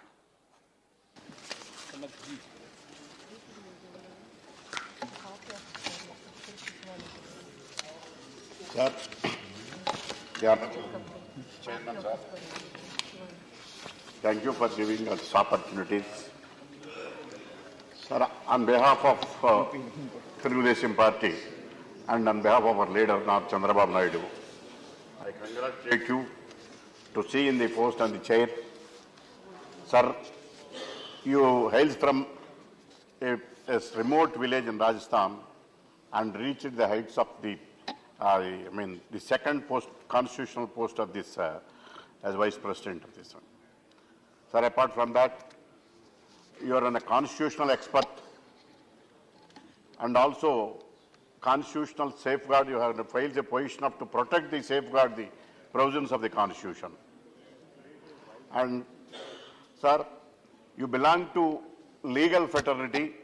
I am very happy to know that you have practiced from Magistrate Court to District Court, High Court and Supreme Court. Sir, you know the importance of the time and giving the opportunity to the members and unlike advocates. If the advocate did not get an opportunity, did not allow by the judge to present his case, he may lose his case. So likewise, if the opportunity is being given to a member, then he will justify his duties as a member of the Rajya Sabha and examining in the same point, similar point. I hope that you will give opportunity to the smaller parties, since I am the lone member from our party, and I expect that you will give sufficient time to participate in the debates and also the debate. Thank you, sir. Once again, congratulations. Shri Abdul Wahab. आदरणीय सभापति जी, मेरे तरफ से और my party Indian union Muslim league, मेरा party president Sadiq Ali Shihab तंगल से आपको कामयाब देते हैं। हम हिंदी में पहले दफा, अच्छा ना, सुस्वागत। Great future for you. Okay, Hindi में पहले बार बात करता है इधर।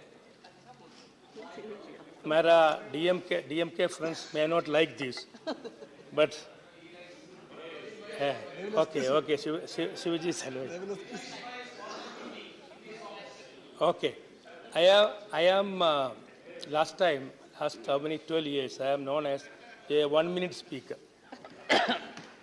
for 2 minutes maximum, even though I am allotted 3 minutes, 5 minutes. My only request to you, this one, instead of putting us the tail enders, you put just like what you call a sandwich.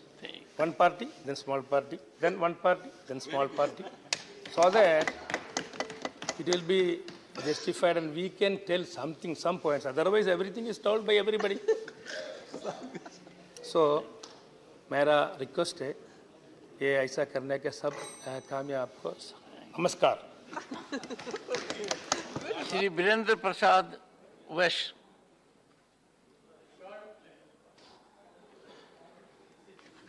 I, and on behalf of my party, AGP, Assam Gana Parishad, congratulate you for your election as the Vice President of India and Chairman of Upper House of our Parliament, sir. So it is known to everybody, you have a vast experience in your social and political life, sir. Started a career as a good lawyer. You served the nation as a law minister. You served the nation as a parliamentary affairs minister. Even you served the West Bengal as a governor of West Bengal, sir. Sir, it is a golden opportunity for us to welcoming you as a chairman of upper house of our parliament, sir. Sir, I am coming from the northeastern region of our country, sir. Sir, population structure of northeastern region, you cannot compare with the other parts of the country, sir.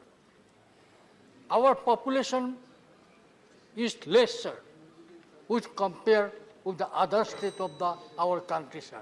So, I'd like to give one example. This is your first day, sir. Being a shortest population, Mizoram has only one member in Rajya Sabha, sir. Arunachal have one member in Rajya Sabha, sir. Nagaland, only 2 members in Rajya Sabha, sir.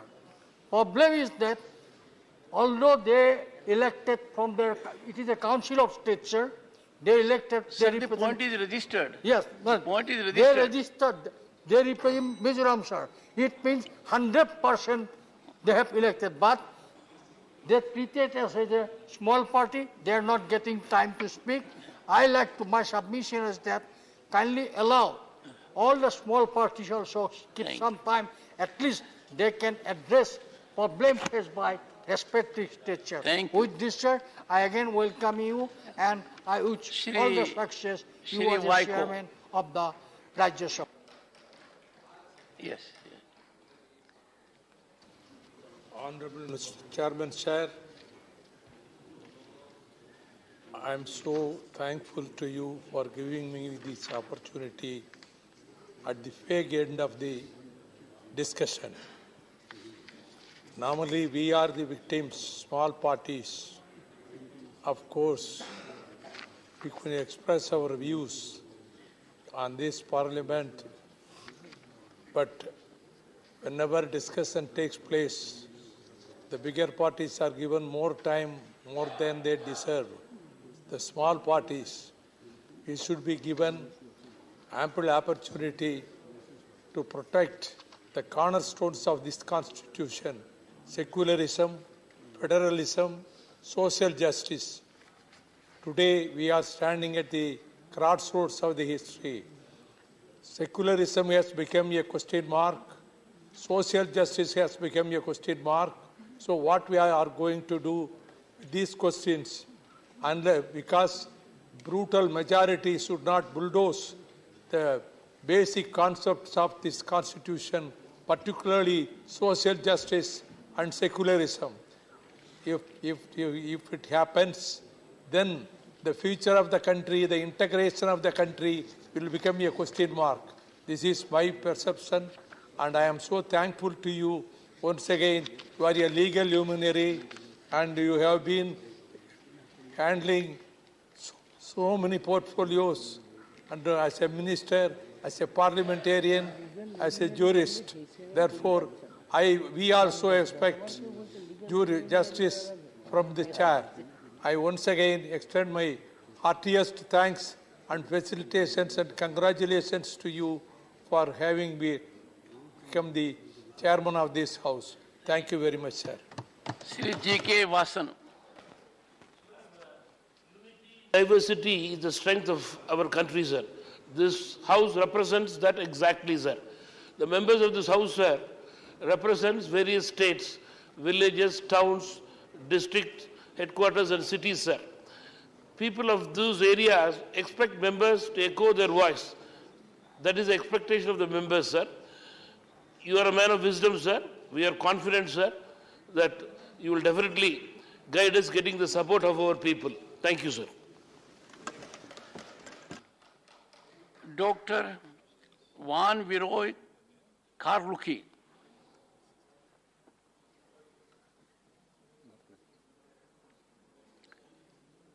Sri K. Wallace Wana.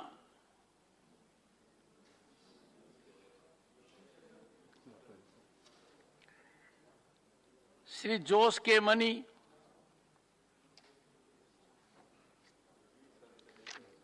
Shri Jayant Chaudhary. सभापति जी, मेरे लिए व्यक्तिगत तौर से बहुत खुशी का अनुभव हो रहा है कि आपके सानिध्य और नेतृत्व में मुझे इस सदन के एक सदस्य के तौर पर काम करने का मौका मिलेगा। सभी सदस्यों ने माना, माननीय प्रधानमंत्री जी ने आपके जीवन परिचय के बारे में बहुत बात बताई।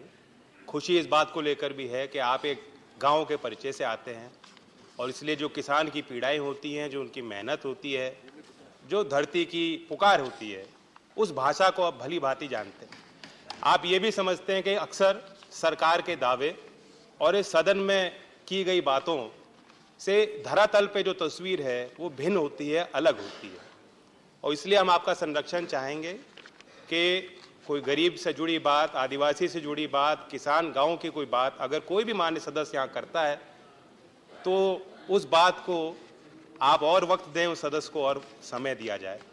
आपने बहुत प्रेम भाव के साथ जब उपराष्ट्रपति का दायित्व संभाला हम सबको बुलाया और मुझे तो आपने इतना बड़ा ग्लास केसर के बादाम का दूध का पिलाया था और उसकी मिठास अभी भी मेरे जुबान पर है। बस आपका संरक्षण और आशीर्वाद चाहेंगे कि समय समय पर कुछ मीठी, कुछ कड़वी बातें इस सदन में हम उठा पाएं। धन्यवाद। Shri Ayodhya Reddy.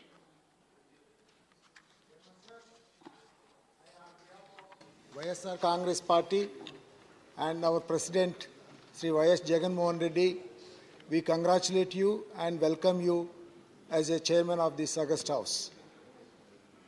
Sir, you are a role model when we look at your personal life, you know, the discipline, the commitment, the hard work with which you have grown, and also the professional life in which, you know, your wisdom and your experience, expertise was contributed, and then your social contributions that we have seen, and also the political contributions and the rich experiences that you have seen and served this nation makes you the real, you know, the role model for this country.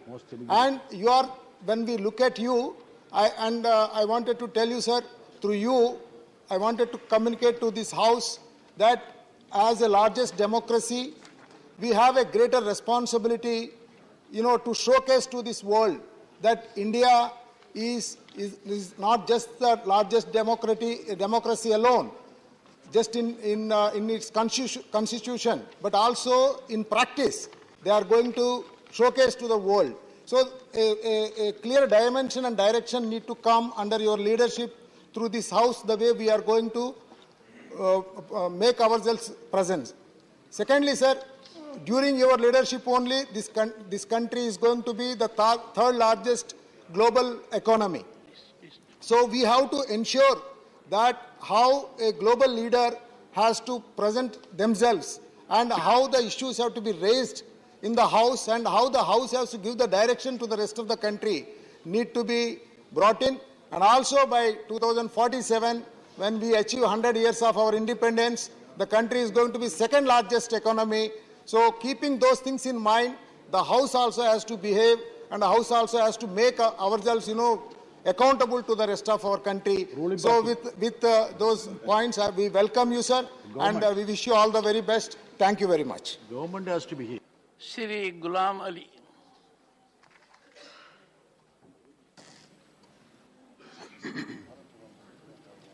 मैं president of India के द्वारा nominated member होने के नाते मैं chairman साहब को दिल की गहराइयों से मुबारकबाद दूंगा कि आपके साथ जो हमारी 2-3 मुलाकातें हुई ओथ के टाइम पे, या देश के वज़ीर आज़म ने जो सुबह कहा, आपके विज़न से, आपकी ज़िंदगी के इस तजर्बे से हमें एज ए न्यू मेंबर सीखने का मौका मिलेगा और हम आपसे उम्मीद करते हैं कि इस विज़न का हमें भरपूर फ़ायदा होगा और आप सबको you can feeling of all the members. शुक्रिया, धन्यवाद। Shrimati PT Usha. Sir, in a short span as the Vice President of India and the Chairman of this August House, you have won the confidence of people and people's representatives across the political parties. This is evident from the emotions poured in the speeches of leaders of both treasury and opposition. My special thanks to Honorable PM of India for his concern for the marginalized. It is a grace for the nation that our Honorable President of India belongs to tribal community. It is a great honor for the tribal community, and a son of a farmer is now Vice President of India. This is a new India where Republican spirit is now transferred from symbolism to substantive form. Your role and personality, your intellect and philosophy of life will create a history, add values to the second chamber. Sir, we are upper house. We are extended to play vital role as statesmen. Your leadership will be helpful to strengthen the glory of the house. With these words, I congratulate you, sir. Thank you. Shri Pramod Tiwari.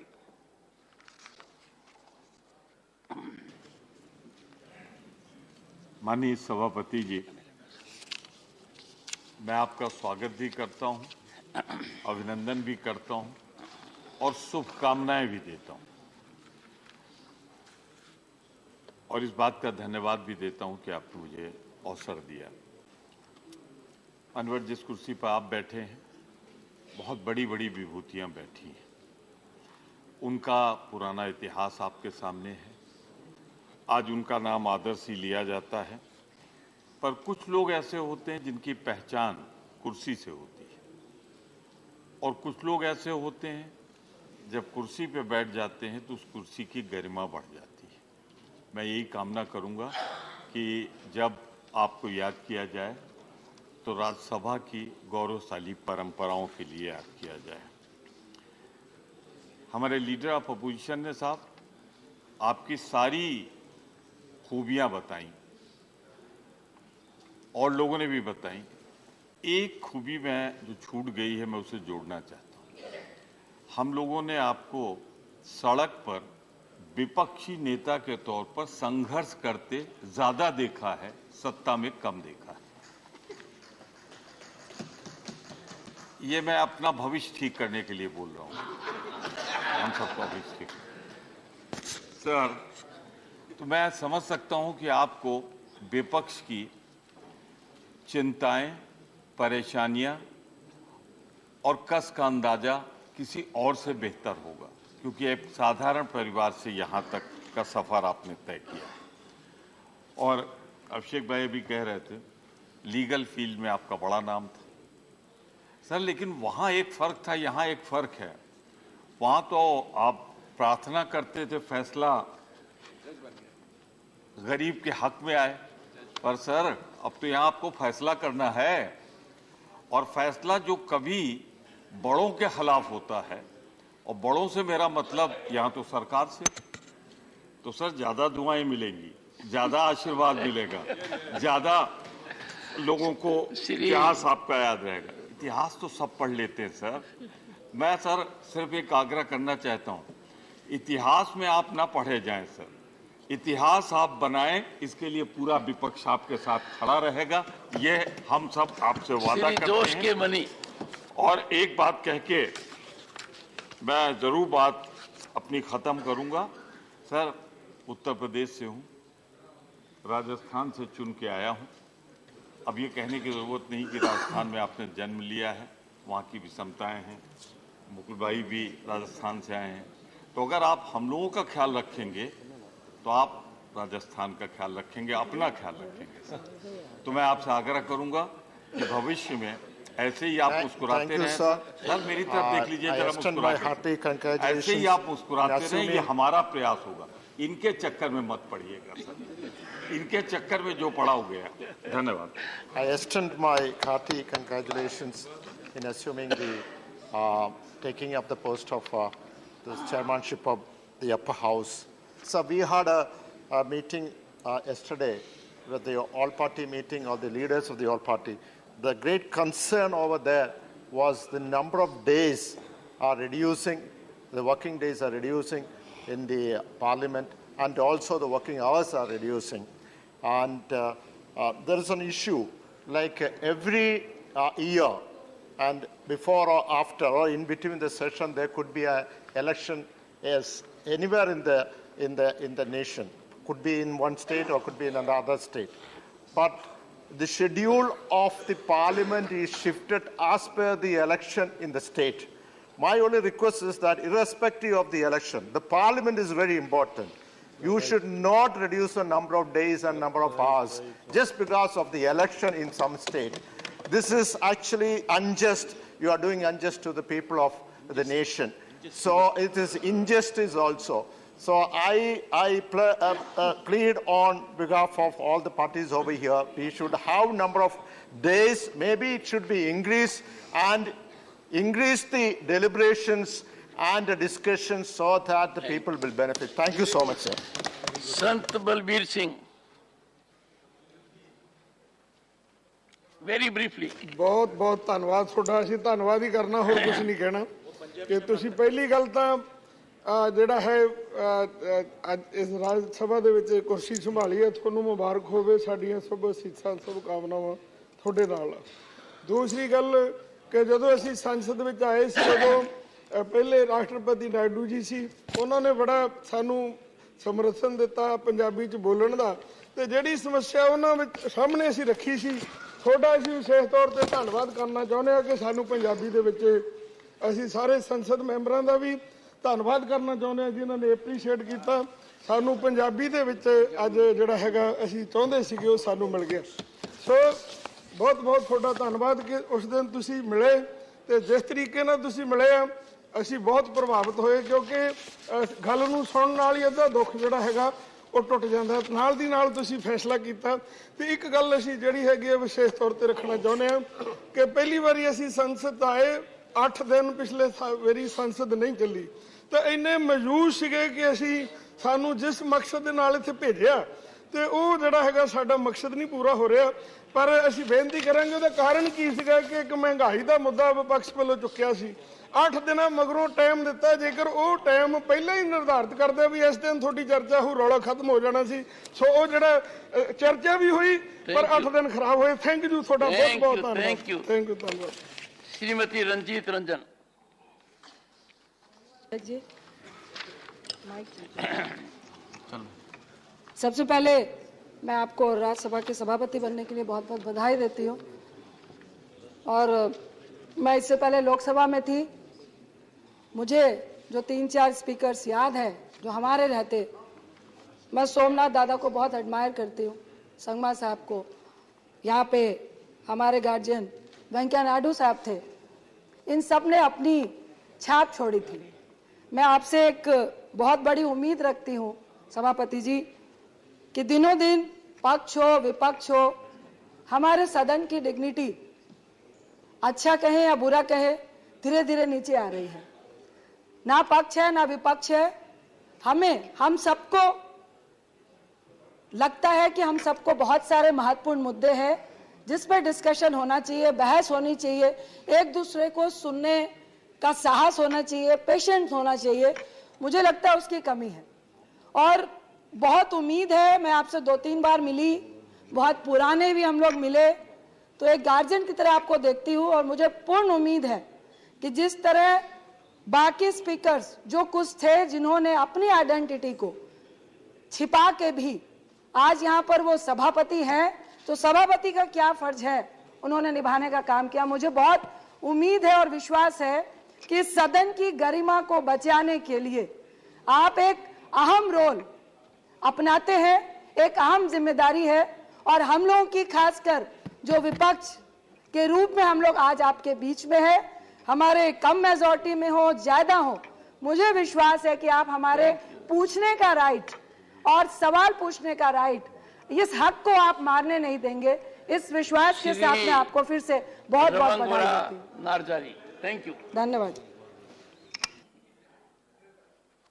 Shri Raman Gaura Narzary Very briefly, sir. Thank you, sir. Chairman, sir. First of all, I thank you for your favor towards me, allowing a little moment to rise before you. And with due respect, I, on behalf of my party, United People's Party Liberal, and my party president, Pramod Boro, would like to express our deep gratitude and honor the honorable chairman of this Rajya Sabha, and wish for your successful tenure in discharging as chairman of this August House. As I represent Assam from United People's Party Liberal, which is a small regional party and an NDA partner working in Bodoland Territorial Region, Assam, would like to welcome and express deep respect to your honor for and on behalf of the millions of people of Assam, and particularly from Bodoland Territorial Region.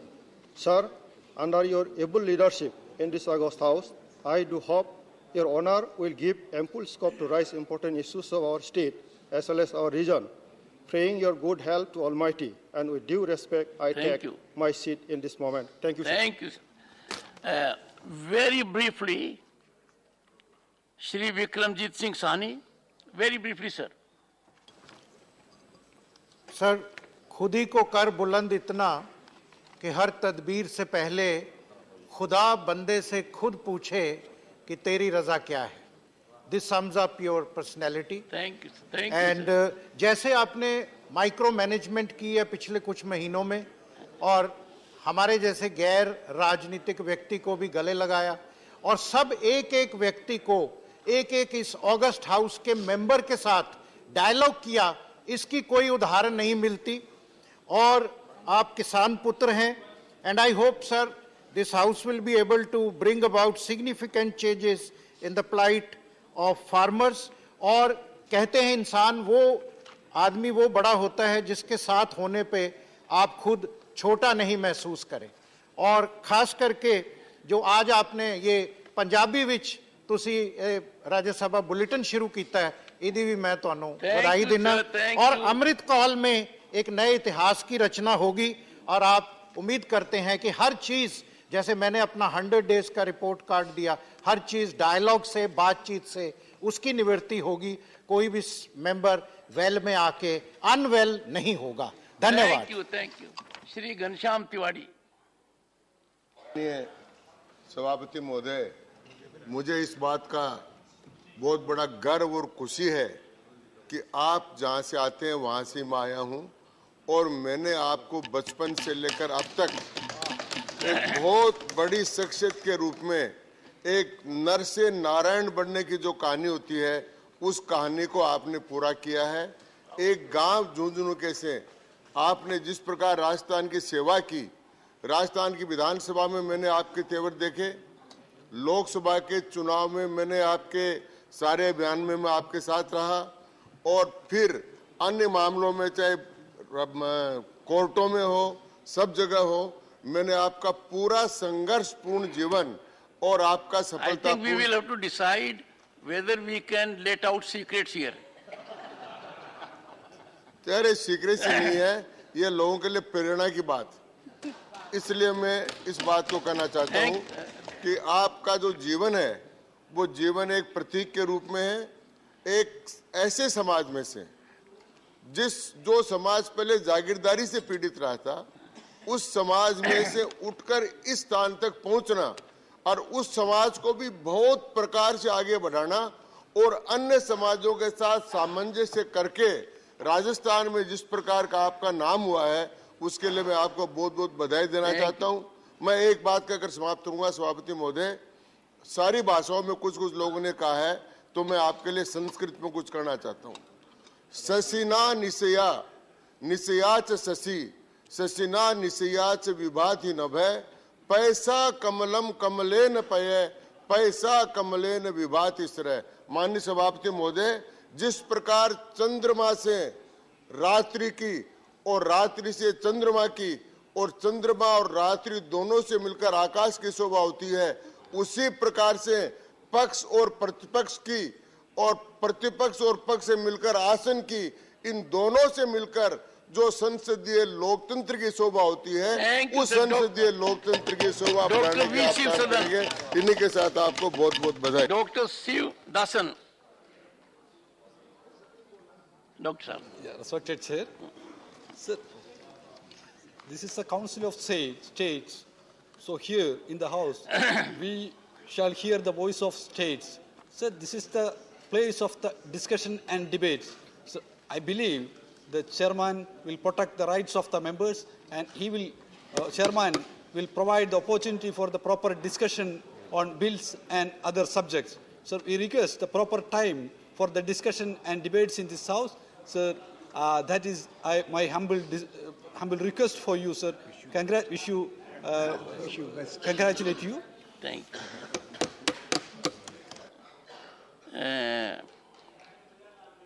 Because of the time factor, it is becoming difficult to accommodate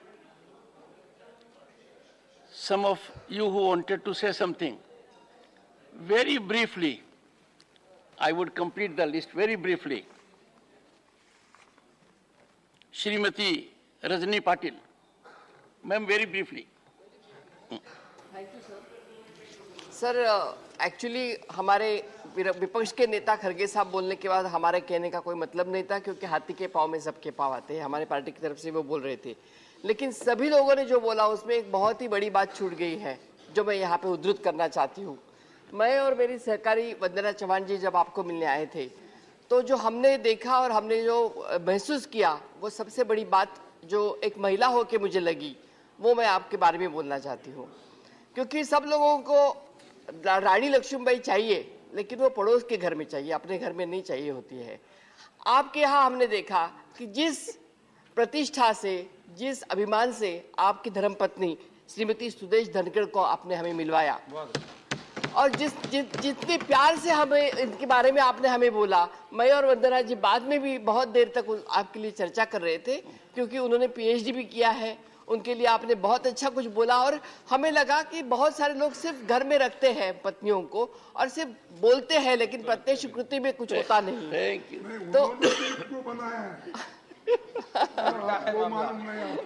तो इसलिए ये एक आपका पहलू मैं करना चाहती थी। और जो हमारे नेता खरगे साहब ने जो बोला, जो उन्होंने बोला, उसका एक सिर्फ उदाहरण देना चाहती हूँ कि एक श्लोक में कि जब हमारा दिन आएगा, उन्होंने बोला, तो जब श्री कृष्ण ने अर्जुन को बोला था कि मनुष्य न हो तो बलि, समय हो तो बलवान, बिल्लर चोरे गोपिका, वही अर्जुन वही बाण। जब अर्जुन और बाण वही था, तो भी अर्जुन का जब हार हुई थी, तो वही अर्जुन वही बाण होता है, समय हर एक का आता है। धन्यवाद सर। ब्रीफली डॉक्टर साहब।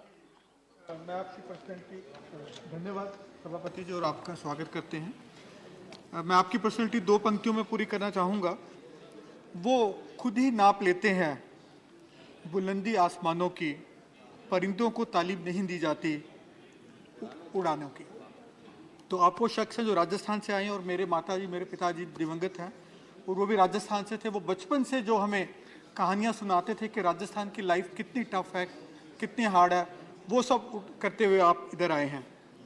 एक और बात कि हम लोग राजनीति के स्कूल में नर्सरी में हमने दाखिला लिया है, और क्योंकि बिल्कुल हम छोटे हैं, तो हमें ज़्यादा सीखने की ज़रूरत है, और हमें आप ज़्यादा मौका देंगे और ज़्यादा समय। Ahmad Ashfaq Karim. Sir, very briefly. माननीय सभापति जी, मैं राष्ट्रीय जनता दल से हमारा ताल्लुक़ है। मैं आज आपका खैर मकदम करते हुए फ़ख्र महसूस करता हूँ। आपकी इज़्ज़त अफजाई करते हुए और जितना सभी माननीय सदस्यों से सुना, और भी फ़ख्र और भी सर ऊँचा होता है। कुछ रोज़ कबल आपने मुझे तबादला ख्याल करने का मौका फराहम किया था। आपकी गुफ्तगू से मैंने आपकी काबिलियत और आपकी इल्मी सलाहियत का कायल हो गया, और उम्मीद करता हूँ कि रैशनल अप्रोच के साथ आपकी सरपरस्ती में ये सदन चलता रहेगा और बहुस्न खूबी आगे बढ़ता रहेगा। Thank you, thank you. साबिक चेयरमैन की अलविदाई के मौके पर मैंने इसी सदन में कहा था, आप जैसे बावकार लोग बावकार चेयर दूसरों के हवाले कर देते हैं। और आज हम सबों के बीच आप सभापति की कुर्सी को जीनत बख्श रहे हैं। मैं ईश्वर से दुआ करता हूं कि आप सेहत व आफियत के साथ इस सदन को आगे बढ़ाते रहें और बड़ी खुशी होती है जब मुझे बैठाल कर कोई मेरी तारीफ करता है और सच्चाई बयान करता है, और कितना खुश हूं कि आप बैठे इस जीनत भरी कुर्सी पर हैं और सारे लोग आपके ताल्लुक से बड़ी बड़ी बातें कह रहे हैं। ये बड़ा ही बहुस्न खूबी का मौका है। बहुत बहुत शुक्रिया। इमरान प्रतापगढ़ी। आदरणीय सभापति महोदय, आपका बहुत बहुत स्वागत है, खैर मकदम है। ये वो पहले शब्द हैं जो मैं इस हाउस में पहली बार बोल रहा हूं। पिछली बार विदाई समारोह था तो ऐसा मौका आया था कि मैं बोलूं, लेकिन मुझे लगा कि नहीं, मैं स्वागत समारोह में बोलूंगा तो ज्यादा अच्छा रहेगा। मैं बस 1 मिनट आपका समय चाहता हूं।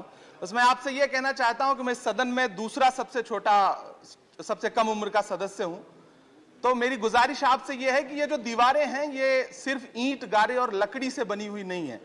इसमें न जाने देश के करोड़ों लोगों की भावनाएं और जज्बात शामिल हैं।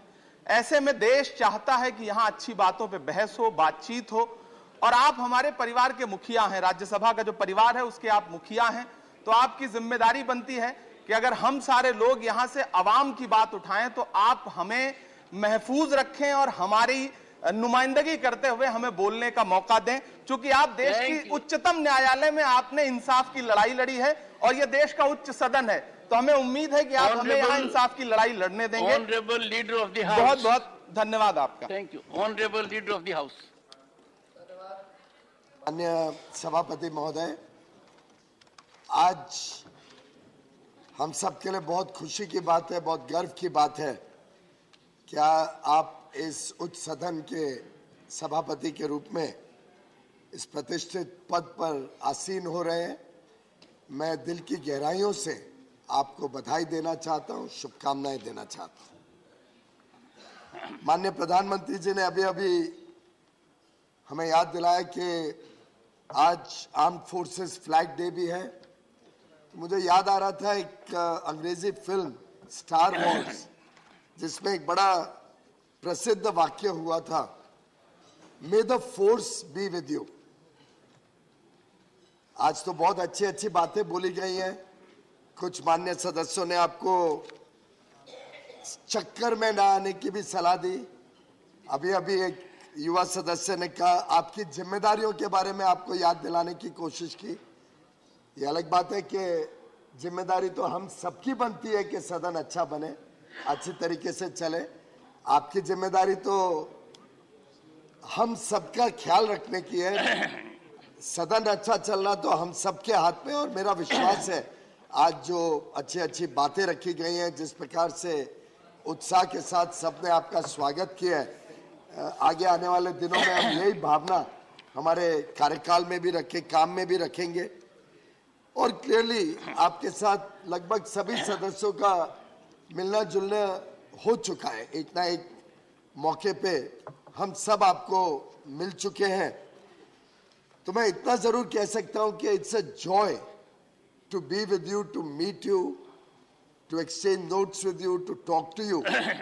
अब पता नहीं वो राजस्थान से आप लेके आए हैं या सिटी ऑफ जॉय से, जहां से आप बहुत ही सफल अपना गवर्नर का कार्यकाल कर कर दिल्ली आए।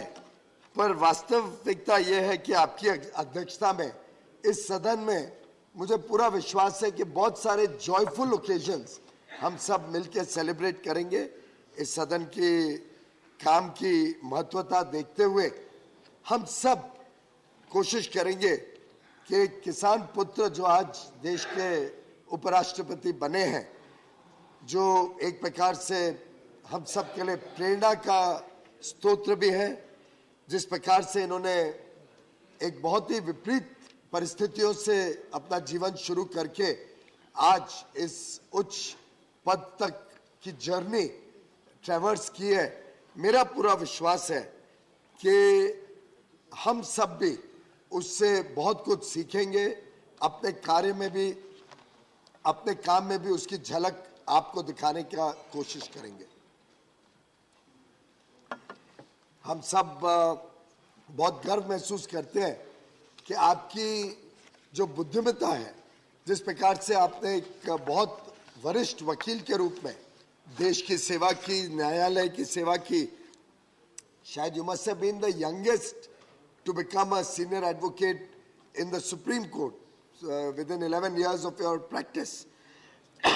मैं समझता हूँ शायद उस समय जजेस ने भी कुछ स्पार्क देखी होगी, कुछ ऐसा अलग देखा होगा जिसके कारण आपको ये बहुत बड़ा एक प्रकार से स्थान मिला और बहुत बड़ी सर्टिफिकेट उच्च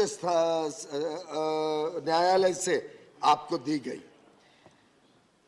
एक नई परंपरा जो अब इस देश में स्थापित हो रही है, बड़े सामान्य घर से सामान्य जीवन बिताने वाले सामान्य साधारण परिवार के राजनीतिक नेता या समाज के नेता आज बड़े बड़े पदों पर हैं।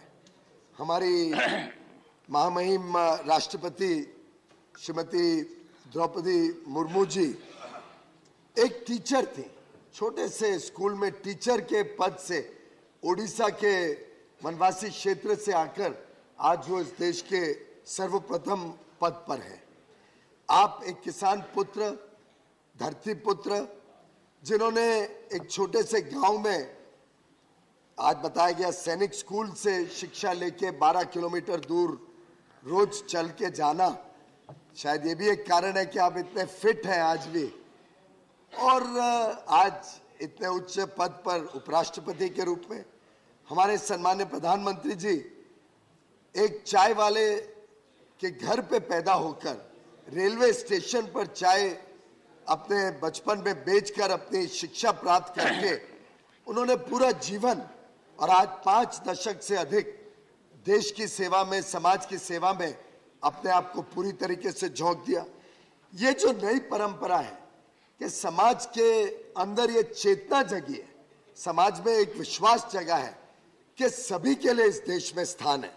आज सरनेम के हिसाब से पद नहीं, लेकिन क्षमता और कार्य के हिसाब से लोगों को मौका मिलता है। मैं समझता हूं उसका एक प्रतीक आप भी हैं और आगे आने वाले दिनों में आपके इस लंबे अनुभव का, आपके इस कार्यशैली का लाभ और मार्गदर्शन हम सभी सदस्यों को मिलता रहेगा। जैसे कहा जाता है और अभी अभी हमारी बहन ने कहा कि behind every successful man there is a force, a power, और वो पावर आपके घर में हमने देखा। हम सबका मैं समझता हूँ ये अनुभव रहा कि जिस प्रकार से आपने सम्मान दिया परिवार के अंदर भाभी को, जिस प्रकार से आपने हम सब के बीच नारी शक्ति की बात कही, तो मुझे याद आया कि माननीय प्रधानमंत्री जी ने भी 15 अगस्त के अपने विचार रखते हुए उद्बोधन में ये बात रखी थी कि देश को जब हम विकसित बनाने की बात करते हैं तो नारी शक्ति को हमने और सशक्त बनाना होगा। और मैं समझता हूँ बहन रजनी जी ने ठीक कहा कि उसका भी एक अच्छा उदाहरण हमें आपके घर पे देखने को मिला। ऊर्जावान व्यक्तित्व, सदस्यों से जिस प्रकार से आपने निजी जुड़ाव बनाया है, आपका सहज मुस्कान, आपके सोचने की प्रक्रिया और क्विक विट और ह्यूमर हम सबको आपके प्रति आकर्षित करता है। मुझे विश्वास है ये जो इन्फेक्शियस स्माइल है आपका, ये आगे चल के सदन को भी चलाने में सुविधा देगा और आप जरूर हम सबको सही रास्ते पे रहने का मार्ग भी बताते रहेंगे। एक प्रकार से कल जब बिजनेस एडवाइजरी कमेटी की बैठक चल रही थी, हमने आपका स्कॉलरली और रीजन्ड अप्रोच कल देखने का एक पहला मौका पहली बीएससी में हमें मिला। मैं बड़ा इंप्रेस हुआ कि आपके कमेंट से कि स्टैटिस्टिक्स नहीं डिटरमिन करती हैं कि विषय को आगे कैसे लेके जाना है। स्टैटिस्टिक्स पे नहीं निर्भर होगा कि कोई बिल स्टैंडिंग कमेटी में जाए या सिलेक्ट कमेटी में जाए। Statistics have their own place, पर सब्सटेंस विल मैटर। सब्सटेंस के ऊपर तय करना पड़ेगा कि आगे कार्रवाई में किस प्रकार से आगे बढ़ना है। समय भी बहुत जरूरी होता है, समय वेस्ट ना हो, समय का सदुपयोग हो। और आखिर कोई ना कोई कानून या कोई ना कोई कार्य हम सबके समक्ष जब रहता है हाउस में, तो जरूर कोई ना कोई उसकी इंपॉर्टेंस है, उसकी समय की इंपॉर्टेंस है। और कई विषय ऐसे हैं जिसमें आम सहमति बन सकती है, आम सहमति से कार्य आगे तेज गति से बढ़ सकता है। क्योंकि अगर हमें इस अमृत काल में इस देश को विकसित बनाना है, और जिसमें मैं समझता हूं देश का हर सदस्य एकजुट है, एक मत का है, तो स्वाभाविक रूप से समय की भी अपनी अहमियत है।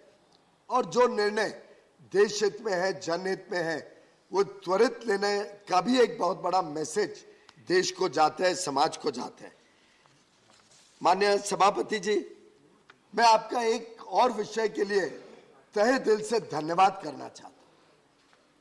आपने जिस प्रकार से हम सबका मान रखा और इस उच्च सदन का, वास्तव में पूरी लोकतांत्रिक प्रक्रिया का मान रखा, जब आपने एक विषय जो कई वर्षों से सबको पीड़ा दे रहा था कि क्या पार्लियामेंट में पास किया हुआ कानून, और ऐसा कानून जिसमें सर्वसम्मति थी, लोकसभा में सर्वसम्मति, राज्यसभा में एक एब्सटेंशन छोड़ दे तो सभी राजनीतिक दलों की और सभी बाकी सदस्यों की, जब सर्वसम्मति से कानून पारित होता है तो उसकी एक अहमियत है।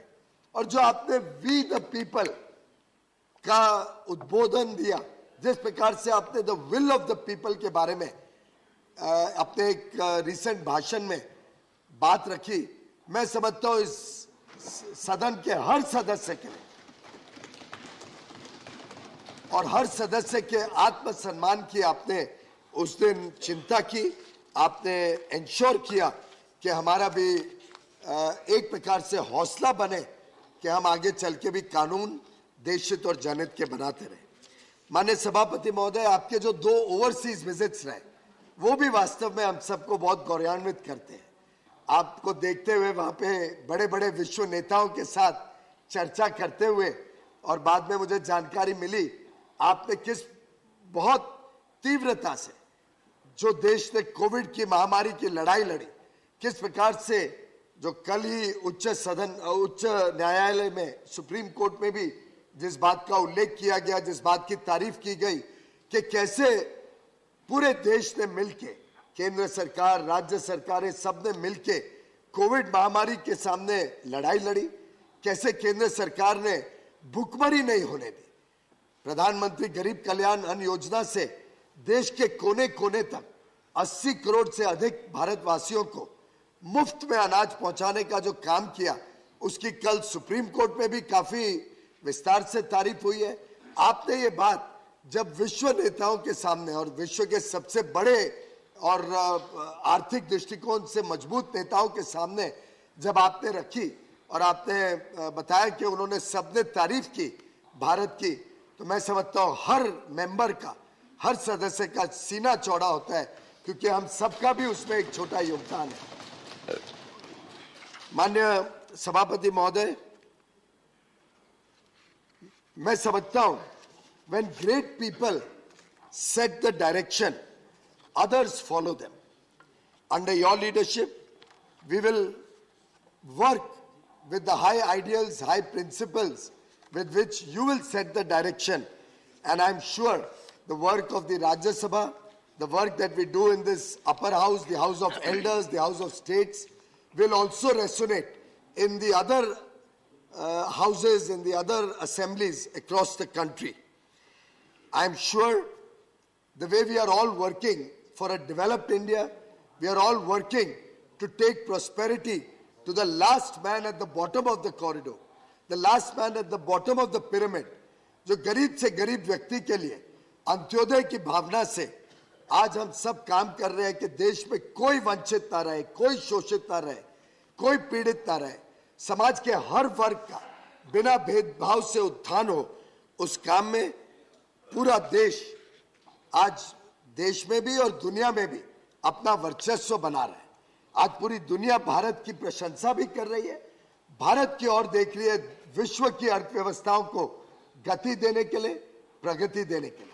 आज पूरा विश्व देख रहा है कि हमारे 140 करोड़ लोगों में जो क्षमताएं हैं, जो संभावनाएं हैं, उससे पूरा विश्व आकर्षित भी होता है और उनको उम्मीद भी भारत के ऊपर टिकी हुई है।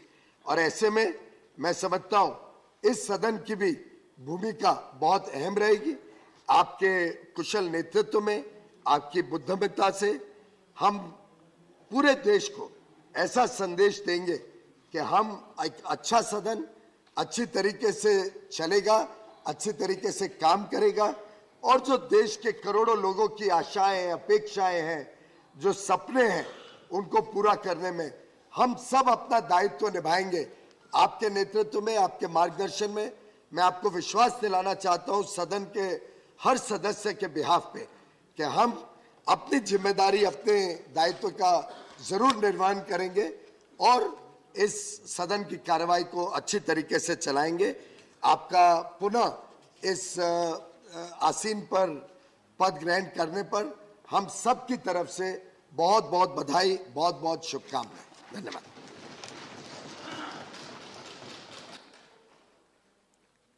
Honorable Leader of the House,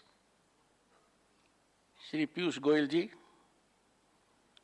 Honorable Leader of the Opposition, Shri Mallikarjun Kharge ji, Honorable former Prime Minister, Shri S.D. Devgowda ji, Honorable Ministers, Honorable Leaders of respective parties, Honorable Members. Deeply moved and touched by the indulgent words of welcome by the Honorable Prime Minister, Honorable Leader of Opposition, Leader of the House, and those who followed. Grateful to the Honorable Members of Parliament for affording opportunity to be in service of Bharat as Vice President of India and Chairman of this august House. Looking forward to contributing to growth trajectory of the largest vibrant democracy in the world and vindicate its trust and confidence. Honorable members, availing this historic opportunity to share some concerns with the distinguished members of this august House. Terms Upper House and House of Elders, though not part of the official glossary, amply reflect uniquely significant importance of this institution. Nation justifiably expects the House of Elders to take decisive directional lead in reaffirming and enhancing the core values of the Republic and set up the traditions of parliamentary democracy, exemplifying the highest deliberative, emulative standards. Today, as we are in Amrit Kal, we cherish one of the world's finest constitutions as our own. Members of the Constituent Assembly were enormously talented with impeccable credentials and immense experience. The Constituent Assembly, given the scenario then, was as representative as was practicable. Honorable members, with each election, there has been progressively authentic enhancement in the representation gradient. Presently, the Parliament reflects with authenticity the mandate and aspiration of the people as never before. Honorable members, Constituent Assembly addressed sensitive, complex, and critical issues, exemplifying sublimity, engaging in dialogue, discussions, deliberations, and debate, marked with cooperative and consensual attitude. Diverse issues were traversed without there being any disruption, any rancor. Obstruction and disruption of proceedings of parliamentary practice or option on this count is concerning and makes it imperative for us to follow the high standards set in the Constituent Assembly. Public discomfort and disillusionment Honorable members,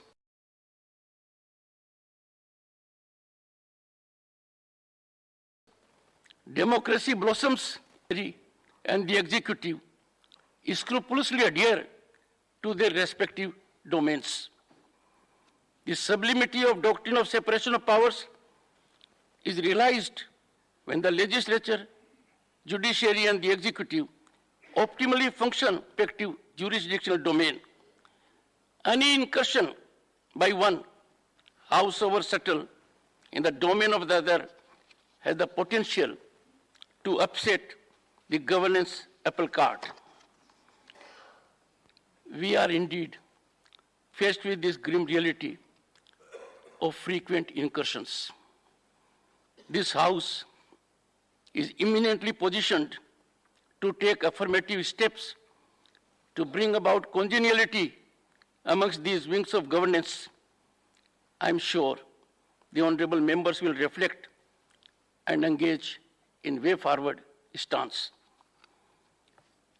Honorable members, a sense of democracy lies in the prevalence of the ordainment of the people, reflected through legitimized platform. In any democracy, parliamentary sovereignty is inviolable. We all here are under oath to preserve it.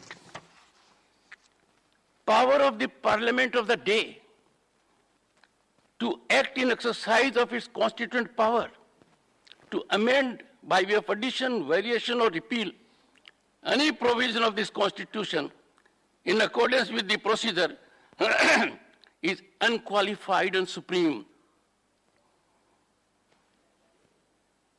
not amenable to executive attention or judicial intervention, except for the purpose of deciding any case involving a substantial question of law as to interpretation of the Constitution, envisaged in Article 145(3) of the Constitution. Using this constitutional power to amend, Parliament enacted wholesome structural governance changes to further spinally strengthen our democracy. This has been by way of incorporation of Part 9, 9A, and 9B in the Constitution, providing comprehensive mechanism for Panchayati Raj, municipalities, and cooperative societies. Honorable members, in similar vein, the Parliament, in a much-needed historic step, passed the 99th Constitutional Amendment Bill, paving way for the National Judicial Commission. There was unprecedented support to the above. On August 13, 2014, the Lok Sabha unanimously voted in its favor, with there being no abstention. This House too passed it unanimously on August 14, 2014, with one abstention. Rarely in parliamentary democracy there has been such massive support to a constitutional legislation. This process fructified into a constitutional prescription. After 16 state assemblies out of the 29 states ratified the central legislation, the President of India, in terms of Article 111, accorded his consent on December 31, 2014. This was culmination of a basic, fundamental parliamentary process. This historic parliamentary mandate was undone by the Supreme Court on October 16, 2015, by a majority of 4:1, finding the same as not being in consonance with the judicially evolved doctrine of basic structure of the Constitution. Honorable members, there is no parallel to such development in democratic history, where a duly legitimized constitutional prescription has been judicially undone. a glaring instance of severe compromise of parliamentary sovereignty and disregard of the mandate of the people, of which this House and the Lok Sabha are custodians.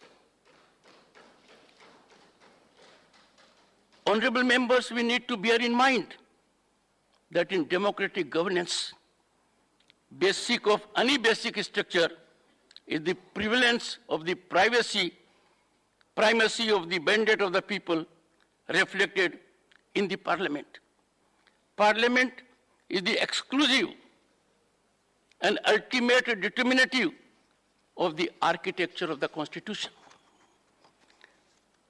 It is disconcerting to note that on such a momentous issue, so vital to democratic fabric, there has been no focus in the Parliament now for over 7 years. This House, in concert with the Lok Sabha, being custodian of the ordainment of the people, is duty-bound to address the issue, and I'm sure it will do so.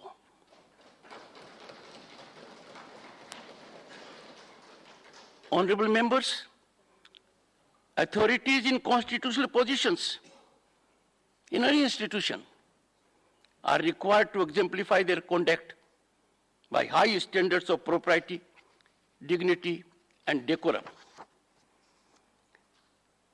Time for all constitutional institutions to reflect and give quietus to public display of adversarially challenging stance, trading or exchange of advisories emanating from these platforms.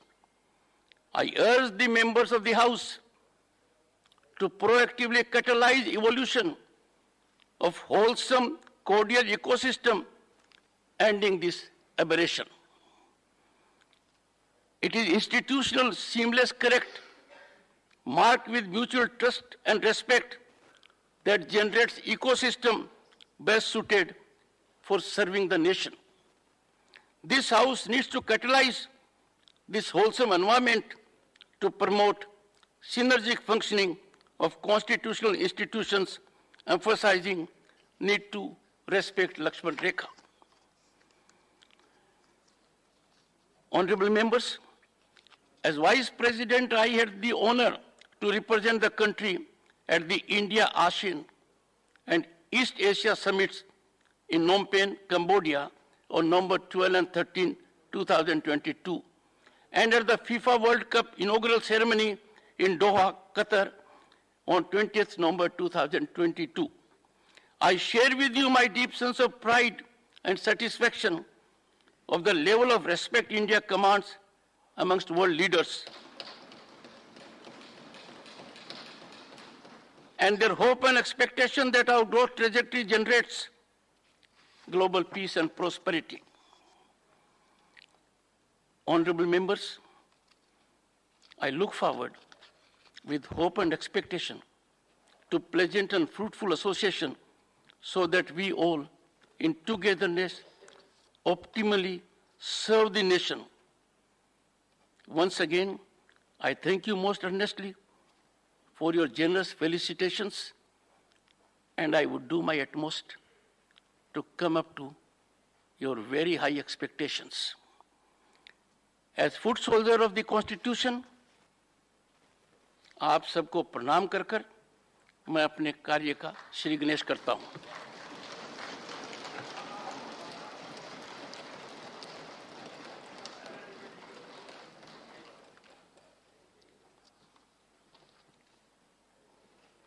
I am sharing with you, honorable members, as this session commences, all members will be aware that India has taken over the presidency of the G20 with effect from December 1, 2022. This is a matter of great pride for the entire nation. It is also occurring as we welcome Azadi Ka Amrit Mahotsav. The G20 summit will, of course, be an unparalleled event in our diplomatic history. What is noteworthy, however, is that the almost 200 events at various levels will be spread across the length and breadth of the country. It will provide an opportunity to showcase India's rich and diverse culture, to demonstrate the vigor of our democracy and to highlight the progress of our development. We should all appreciate that broad sections of the society are being involved through a Jan Bhagidari approach. During these challenging times in global affairs, it is appropriate that we have chosen the theme, I quote, "One Earth, one family, one future," unquote. This is much in keeping with our traditional belief in Vasudhaiva Kutumbakam. Such a conviction of our global oneness will surely guide the shaping of the agenda and achievement of outcomes. I am sure that the entire House joins me in expressing our fullest support for the success of India's G20 presidency. The House stands adjourned for 1 hour.